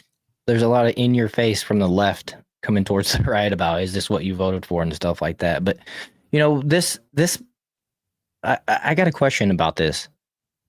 Fordow has been talked about for a week now, at least. Ever since, at least. And they've had time to move everything. I can't help but wonder if we even accomplished anything with this. First of all, is Fordow the only place they were using? Second of all, is you say using like it was a teenager in his room, like area line of coke. Yeah, is that the only facility that they're using to enrich uranium? I guess I should be specific. And is the uranium still there? And if it was, what happened to it? You know what I mean? Like, do we go in and replace it? Because I was looking it up, like what goes into the process of uranium or not uranium, but enriching uranium. And essentially it looks like they take like low radioactive uranium, melt it down into like little pellets, and then they enrich it. And it takes about a year. And then they have like the pellets, they fill the fuel rods, and that's how they use it. So if you blow up a bunch of little teeny pellets and send them flying everywhere, I just don't know. You know what I mean? Like you've seen the old movie, the Tom Clancy movie, Clear and Present Danger, right? The goat herder finds an old nuclear warhead in the desert that's buried. And then they end up bringing that to the United States as a dirty bomb. They blow up the Denver Broncos football stadium. It was the old Ben Affleck movie from the 90s or early 2000s. I missed that one. Dang. That's exactly what's going to happen is this nuclear material is going to be scattered, mm-hmm. right? Some goat herder is going to find a piece here or there. It's going to be like Homer Simpson. And it's going to get stuck in his back pocket in a glow-in-the-dark green glow rod. And he's going to walk into a city with a dirty bomb. But, I can't help but feel this half sense of relief at this moment. And this is where I think the conflict is inside of my soul, right? The Hezbollah, Hamas, the Houthis, all the proxies of Iran, ISIS, Al-Qaeda, all of it, right, at this moment in time, don't have access to Iran's nuclear materials. Right. I'm gonna hold on to that for a minute. Yeah, I agree with that. And just feel a sense of relief and comfort, but also the fear and the unknown of what do they have now? They have drive, purpose, they have a call to arms, which may be more deadly and destructive than any nuclear material ever. Right. And I can't help but wonder how many people perished in these bombings. Because, I saw a video earlier today. I was watching Matt Morse TV. It's a great channel if you're interested in watching like the ongoings of what's going on with the war. The dude streams like 10 hours a day and he's on it. It's for the audience and for you guys if you're interested. On YouTube, right? Yeah, on YouTube. Yeah. Matt Morse TV. He's great. And I actually just found this channel like a few days ago and I've been addicted. But he was showing some of the video of the inside of Fordow, and he like froze it or paused it on a picture of some scientists down there working. He's like, imagine being these scientists sitting down there, just knowing that it's just a matter of time before a giant bomb is dropped on your head. And it's just like, gosh, what a hellish scenario existence. You know what I mean? And then it wasn't a couple hours after he asked that question, we're facing that reality. Like I said, who knows? You would think, now, I don't know, maybe I'm thinking too hard, but with it being such a bullseye on that place as a target, they would be smart enough to move some personnel out, move the stuff out, but I don't know. Why do we always think that the bad guys in our arc of life, our story, are dumb? I know, we right? always think that, right? Right. Yeah. They can't shoot straight. They're dumb. They have evil they mustaches. Tell you they're playing. Right? Yeah. Right. It's like the Austin Powers movie. He's like, just kill him right now. What are you doing? You don't got to explain everything. You don't know anything, Scott.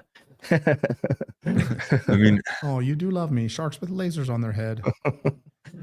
Some good movies. To assess, what % chance now do we think that we see a nuclear response to that? From like Pakistan. Zero. Who comes to help them? Who right now is going to question the madman Donald Trump? You know what I mean? I think everyone right now is collectively taking a pause, and maybe just sitting back for a minute and reevaluating themselves. And Charlie Kirk's actually breaking right now. It looks like him and Bannon are going off on this right now. But I don't think anyone's going to come to Iran's aid. I think China, Russia are looking at who's going to divide up the resources if we actually knock out the regime. What vacuum is going to be filled by what bad guy? Yeah. I don't think anyone's going to come to their aid.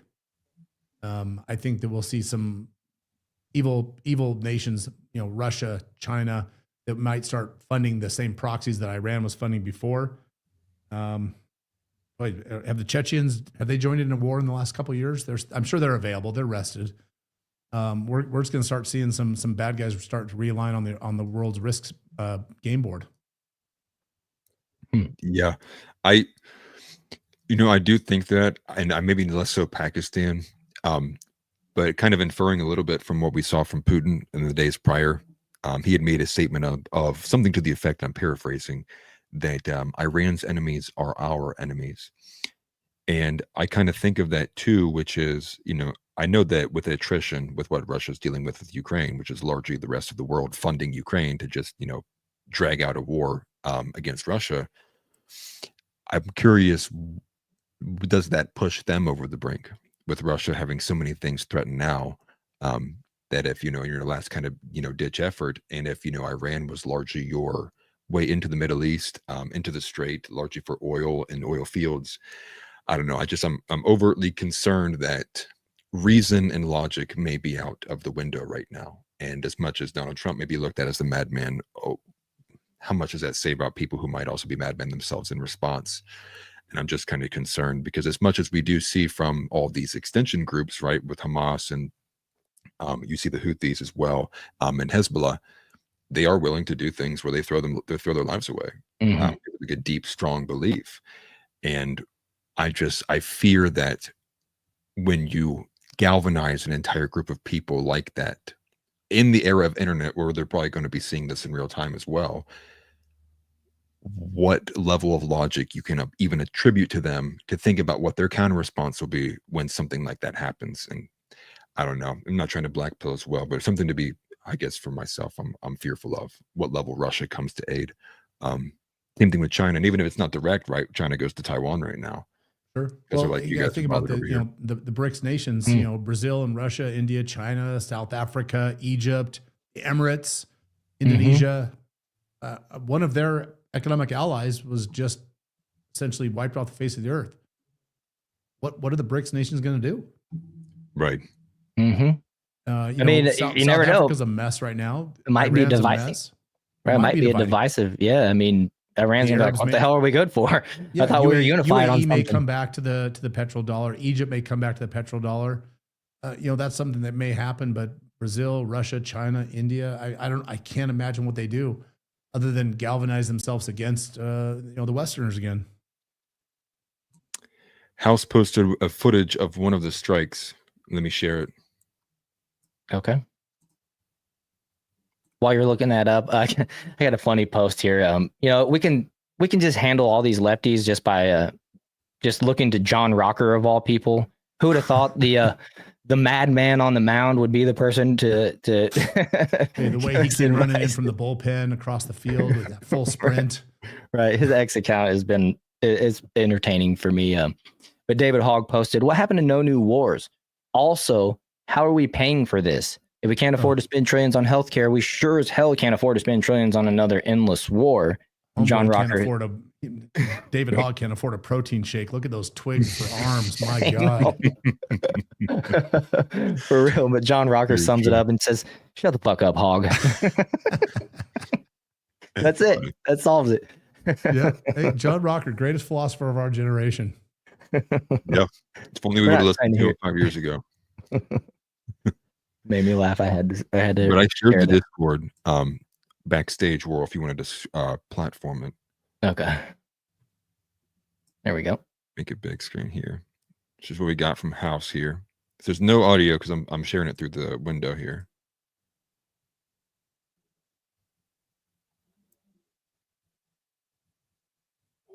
Dang. Does it look like it's over water? I don't know if that's really it. I just don't trust any footage I see right now until. Yeah, it looks like a ship. Yeah, that looks like a ship on water. Yeah. And from what I understand, there's no water like that. No, near the mountain Fordo range. is south of Yeah, it's Tehran. not near. Tehran's hundreds of miles away from. I was gonna say, is it south of Tehran? Yeah. I was trying to find it. I don't know if it's there's a actually labeled. Yeah, the Fordo province is all the way in the south on the Arabian Gulf, but the Fordo nuclear facility is south of Tehran, just a touch. It's just outside of the population center. Okay. So I'm thinking it might be actually, there's like a little mountain area right around here. Maybe is it possible that we struck Fordo Providence instead of Fordo Uranium Enrichment Plant? That would be unfortunate. That'd be a Biden move. Oh, Strike well, Fordo. we got him. We got him. I mean, for real. Listen, we got him. Oh man. The Fordo plant is not near water. Yeah. So I don't think that's it. Hey, by the way, do you guys follow Liam McCollum? Great Yep, advocate I do. of Defend the Guard and out in Montana. You got to look at his post right now. It might be. I love memes. Memes summarize culture, right? If you look at Liam Right. McCollum's post right now, There's a few of them. Let's yeah, see. it's M Liam McCollum at M Liam McCollum. And I'll Okay, put it yeah, in none the- of those are the ones I'll that put it in pulled the up. StreamYard chat here. If you guys want to see it in the StreamYard chat. Oh, I see it. I got you. Let me. There it is. Oh my gosh, that's hilarious. I can share it, Whirl, if you need me There you to. go. Okay, yeah, if you got it, you'll be faster. Or maybe not. I just put it in the backstage. Everyone who called us. No, the Here we go. convoy shoots Iran, then says now it's time for peace. Yeah, now is the time for peace. I don't know if you guys don't follow Liam. This is a shout out to Liam. He is.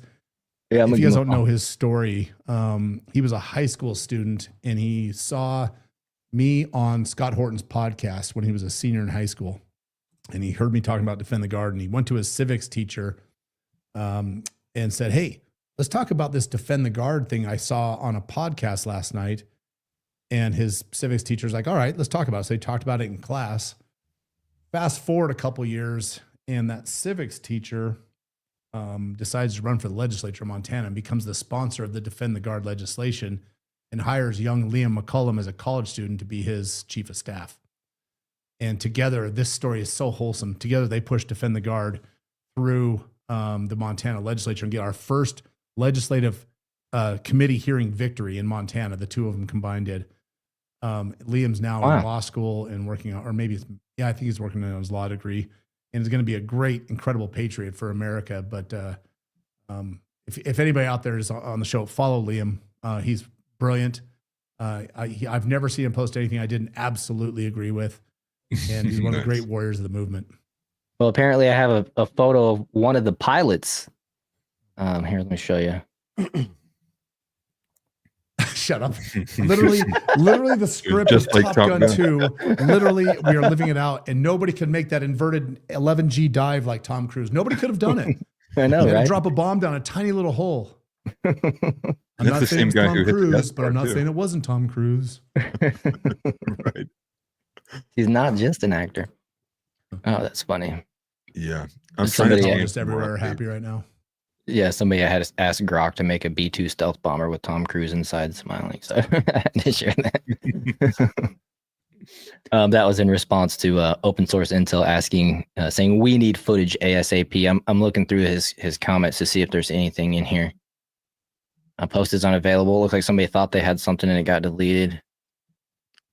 Right. So the Senate Foreign Relations Committee Chairman Jim Riss just said there will not be American boots on the ground in Iran. This was a precise, limited strike, which was necessary and by all accounts was very successful. As President Trump has stated, now is the time for peace. Yeah. Can I hold you to that, Jim Risch? That not a single American boot will be on the ground. Can I hold you to that? Right. Would you bet your career? By the way, Jim Risch has been in politics since 1975 when he became the Ada County prosecutor in Boise, Idaho. And when he went to the Senate, I think 12 or 18 years ago, maybe 12 years ago, he was the wealthiest member of the United States Senate. He's never had a job outside of politics since 1975. Dang. Do you think he's been on the dole? He was, Right. and remember, this is the man that was in charge of USAID for 4 of the last 8 years. Yeah. This is So my he's senator telling me from it's- Idaho. He's got like You know, a 40 billion net worth. Yep. No, I can't help but wonder, what was the life expectancy, the average life expectancy about the time when the forefathers wrote the Constitution? 38. I mean, I think maybe that's why they didn't include term limits for all these guys. They didn't think people were going to be living until their 90s staying in politics. You know, they couldn't imagine that in the future, in 200 years, 250 years, that they're going We to don't be need term limits. We have malaria. 110. Yeah. There's chaos in New York City. Pro-Iran protesters have taken over the Monahan train hall at Penn Station. Massive disruption unfolding now from the Daily Caller. I saw that earlier today. I wasn't sure what that was about. I know it's not in response to the to this bombing. So I'm getting this still image. I'll put it on the screen. I don't know if it's confirmed. I'm trying to look for any kind of community notes. They were repeating it. Let me see. Is there a community note on this one? Yeah, there is a community note. Nope. Okay, so that's not a real image. Because there was one video here, but no, that's a different area. It is just fire. Definitely. I'm seeing posts saying photos or it didn't happen, pictures or it's not true. Right. Well, I did just see Nick Sorter just posted the in 18 years of covering the Pentagon, I've never seen such operational security. There were no leaks, nobody. Jonah Goldberg must be crying right now at the Atlantic that he didn't get tipped off, right? Right. I mean, they say that, but I mean, here was. We were saying it out loud. There was no leaks because it was being said out loud. Right. Yeah, it was obvious. Right. We knew the bombers were on their route, or this morning we knew where they were refilling. But even Bannon here's a video of him saying just this morning that the party's on. I'm just reporting and that was over earlier today. from pretty good sources. The party is on. So another big weekend. And that was 3:30 p.m. today. Yeah.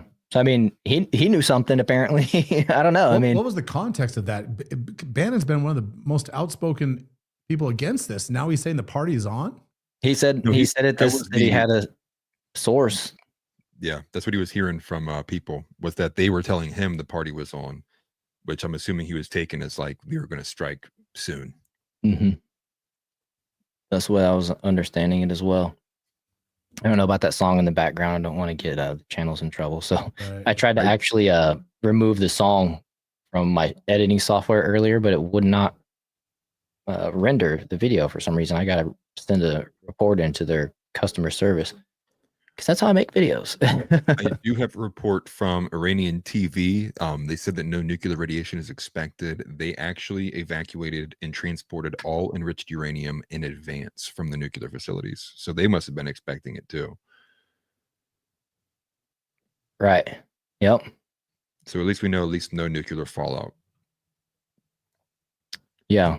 So, I mean, I don't know. Bannon says a lot, but from him to come out and then we got Alex Jones was saying yesterday that Iran has had this nuke for years. So I don't know. They were going to deliver the nuke on the back of gay frogs, or what was Alex Jones saying? Right. I got a 4-minute clip actually to drop it. Yeah, here's a 4-minute clip. Let's play this because I'm curious. I've had enough of the ignorance. How many times have I broken news before anybody else? How many times? Is that audio okay? 11 times. I told you 15 years ago. You can probably go up a little bit. I learned directly from the people that saw the evidence in CENTCOM that they've got ground sensors. Let's just leave it at that are in Iran. They can drive around and fly around and scoop up everything in the air. Birds and bees. And know what level of uranium enrichment and other things they're enriching, other radioactive compounds, fissile material. And then I made calls and talked to people over the years, and they're like, yeah, how do you know that? You're not supposed to know that. So when you got Netanyahu 25 years ago saying they're 2 weeks away. They weren't really 2 weeks away, but within 15 years ago, they got it. Drive your damn car. The CIA going, oh, Mr. President. That's the funniest thing is I've seen this a couple times and people were like, I saw D-Day Cobra played this last night. And he's like, I think it's cool. He's just driving there talking. And then the other guy was Matt Morse that played it. And he was like, dude, you're driving on the highway. What are you doing? Quit looking at the You're camera. on a Tesla. What are you doing? Right? Right. For real. If you go to full war with them, they'll go ahead and finish their bomb. Then Mossad said today they're 2 weeks again out. So the Iranians didn't go the route of North Korea bragging they got nukes and showing it off. They've had them for a long time. And people go, well, wait, you're now saying Israel should strike them if they got a bomb.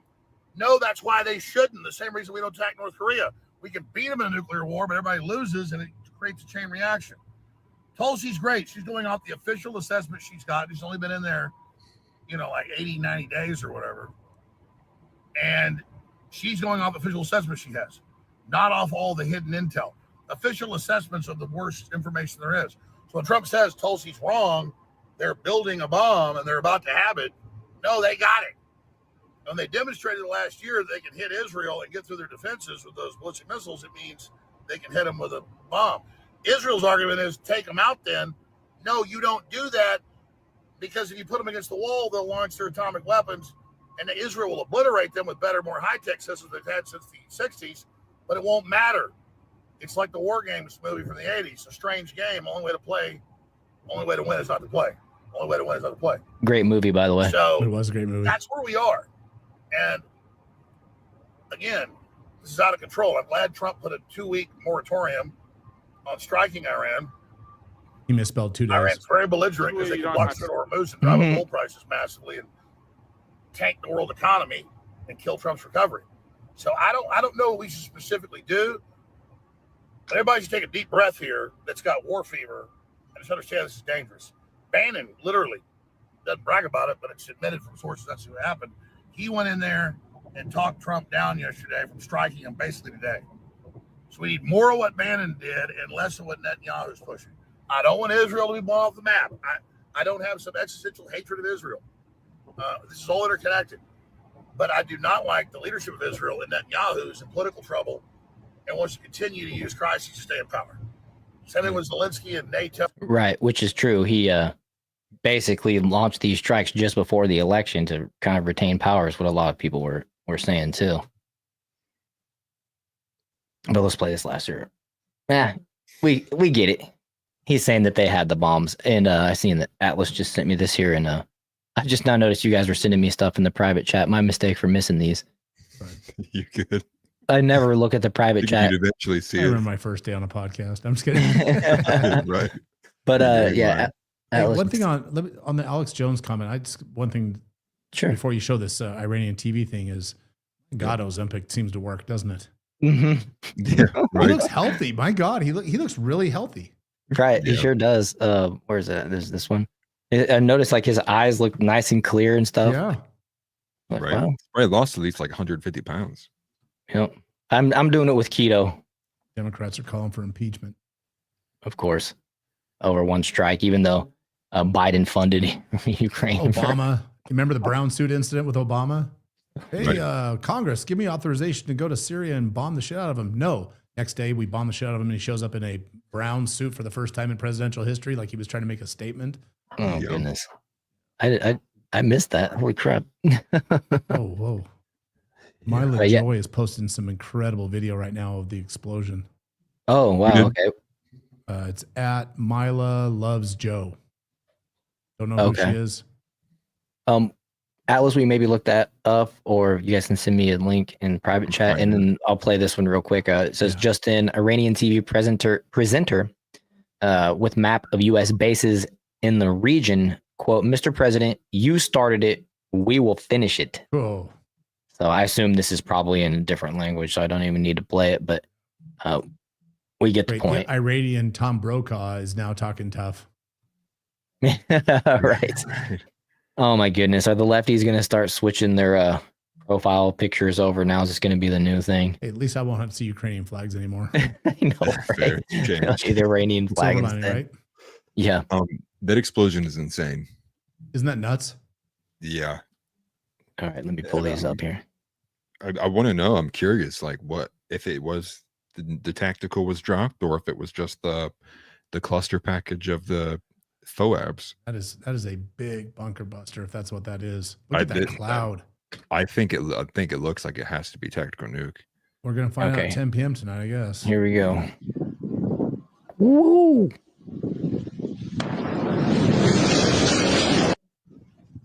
Yeah. I think you can just hear it. That little shot.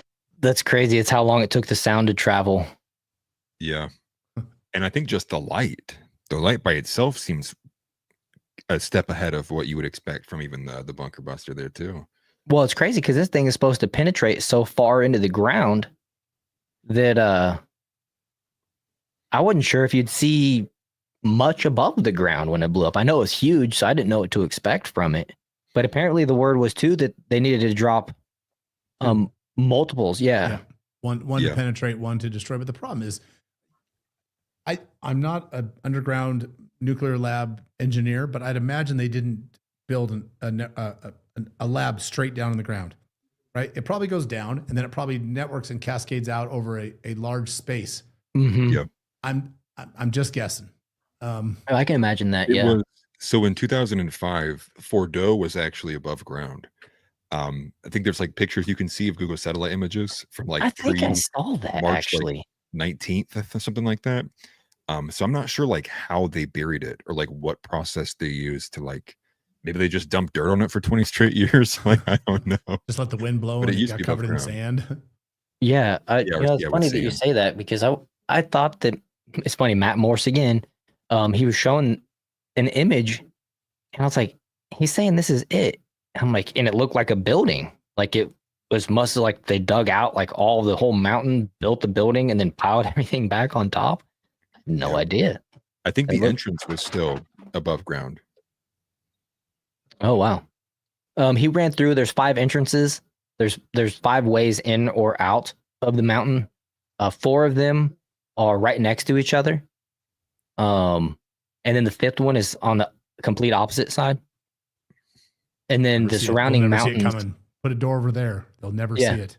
Right. And then the surrounding mountains apparently are covered in landmines. You can see little white dots that are almost like grid marked all the way around like every mountain around this place. So it was heavily guarded from everything besides the bunker buster, right? Which is why the United States' action was so necessary, I guess. From 7 minutes ago from Nick Sortor, the U.S. military is actively briefing troops that its strike on Iran will likely result in counterstrikes on U.S. bases and facilities in the Middle East. Sources tell Ken Klippenstein. Therefore, So- all weekend passes have been suspended. Mhm. Get back to base. Right. Yeah. So hopefully they got that. They built the Iron Dome over those things too, right? Which I Great know Ian being Carroll. facetious. The great Ian Carroll just posted. So I just sent my tax returns to Tel Aviv next year. I saw that. He is great. We get to see him in Idaho quite a bit. He comes down to the old State Street Saloon and puts on little clinics for us. He does. That's Yeah, cool. Yeah. Why? No, I don't want to ask that on stream. But there's one place I would like to go visit nearby because it seems that Idaho, because it's in Idaho, right? Yep. Yeah, it's building a solid culture of very strong conservative values over there. Newer, hetero. What do they call it? Hetero Heterosexual exceptionalist awesomeness month or something. Yeah. It's literally Yeah. 2 blocks from my house. It's funny. Nice. He is not well liked by the establishment Republicans, but it's okay. His business is doing just fine. Ow, stop, Parker. You got to get out EJ of here. Roberts, Defend the Guard sponsor from Kentucky, just posts the Constitution is clear. Congress has the authority to declare war. In order to be America first, you must be constitutional first. No truer words. Yeah, right. For sure. And to me, America first is Americans first as well. It's not like the country or the government or the, whatever. It's the people the way that I see it, we want a strong government to protect the people. It's all kind of together. Some ass clown responded, "We aren't at war. End of story." TJ responds, "If a country bombed us, are they at war with us?" Right? Right. We're not. Somebody actually posted this. We're not at war because we didn't declare it. No kidding. Yeah. Yeah. For real. God. I know. So ridiculous. high school civics classes, they should just stop because they're not doing anything. Yeah, they're pointless. Stop. Mm-hmm. Not helping nobody. Yeah, and I keep seeing everybody pulling up, Donald Trump's 2011 tweet, right? In order to get elected, Barack Obama will start a war with Iran. Here we are, 14 years later. Ultimately depressing. Bryson doesn't agree with it. This man is about to send us into war. Dave Smith responded 10 minutes ago. Donald Trump has now launched an illegal war of aggression against Iran. The risk of an absolute catastrophe is very high, and the benefits are non-existent. Worst of all, he did it on behalf of a foreign government against a country who pose no threat to the U.S. And I agree with Dave Smith. It's funny. I agree with Dave Smith like 98% of the time, but a couple times I've just wholeheartedly disagreed with him. But yeah, he's totally right on this one. He followed that up with another one that says, "I'm sure all of the Israel is doing it first alone. People will apologize for what they were saying, way back today." Way back today. Yeah, but the fact that he said the worst part of all, I just agree, the worst of all, he did on behalf of a foreign government against a country who posed no threat to us. And Atlas and I had this conversation on the last show, and I stated point blank, I'm not afraid of Iran. Are you, as an American in the United States? Like, do you have a fear that Iran's gonna hurt you? I didn't. Now I have a little bit more of a fear, but it's not a real fear that's going to affect my life. But that's just to Dave Smith's point there, that they're not really a threat to me and my home. I don't think, but I don't know. Maybe now, but that's because it'd be a response. I've got my phone is blowing up. I've got to get a statement out. Oh yeah, bro. It's past 9. We should probably wrap up anyways. Yeah, I was honored to be on the show with you guys when this happened. I mean, just in real time, and I hope. Yeah, thanks for being here with us. Of course, I hope we didn't miss too many opportunities to talk about other things, but this kind of obviously dominated this situation. So no, this takes precedent, of course. I mean, everything else in the outline and plot was all speculative of what do we do if, or how do we handle it. Now we're in the how do we deal with it, because it has happened. You know what I mean? So yeah. Thanks again for being on. I know you need to make sure you can collect your thoughts and give out a statement. Right, and thanks again for your people for saying that prayer for us. That was worded really well off the cuff like that. So certainly appreciate it. And just I'll wrap us up just right now. I want to just do the verse of the day like we do for every show. It's from the YouVerse Bible app. It's Psalm 77. 11 and 12. I will remember the deeds of the Lord. Yes, I will remember your miracles of long ago. I will consider all of your works and meditate on all of your mighty deeds.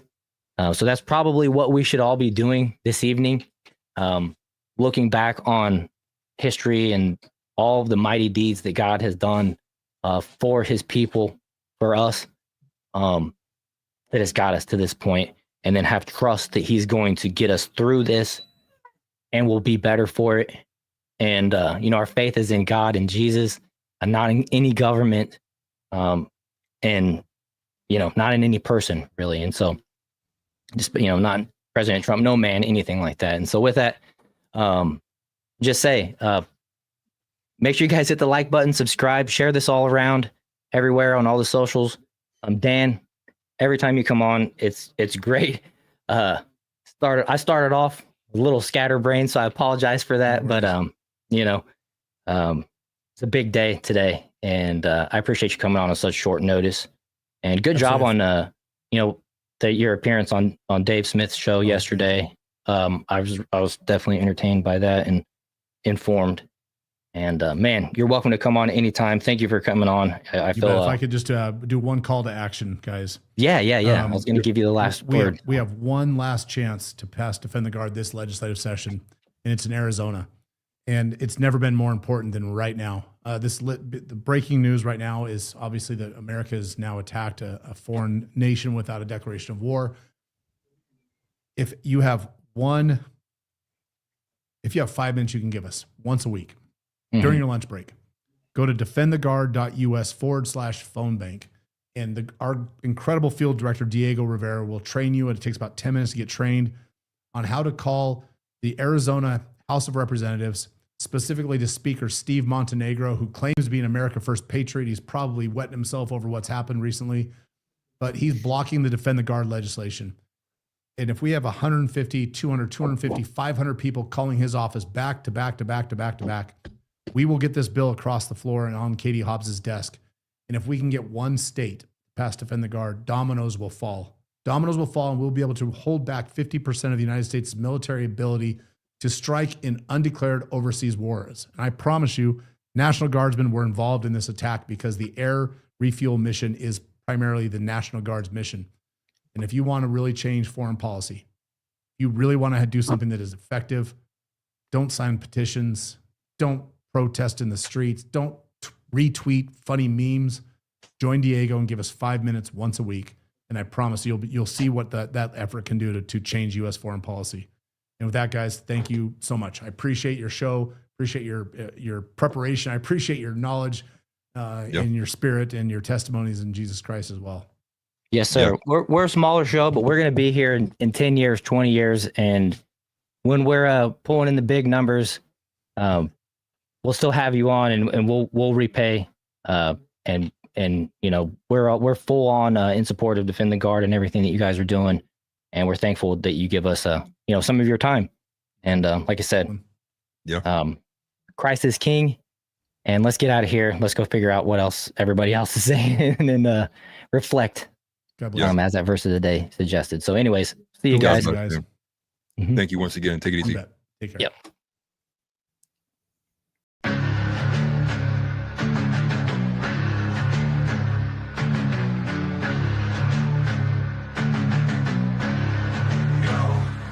With war rolling at the start, we here to bring the truth. Jar open this podcast, we breaking through the fake news. They try to silence us, but we will be subdued.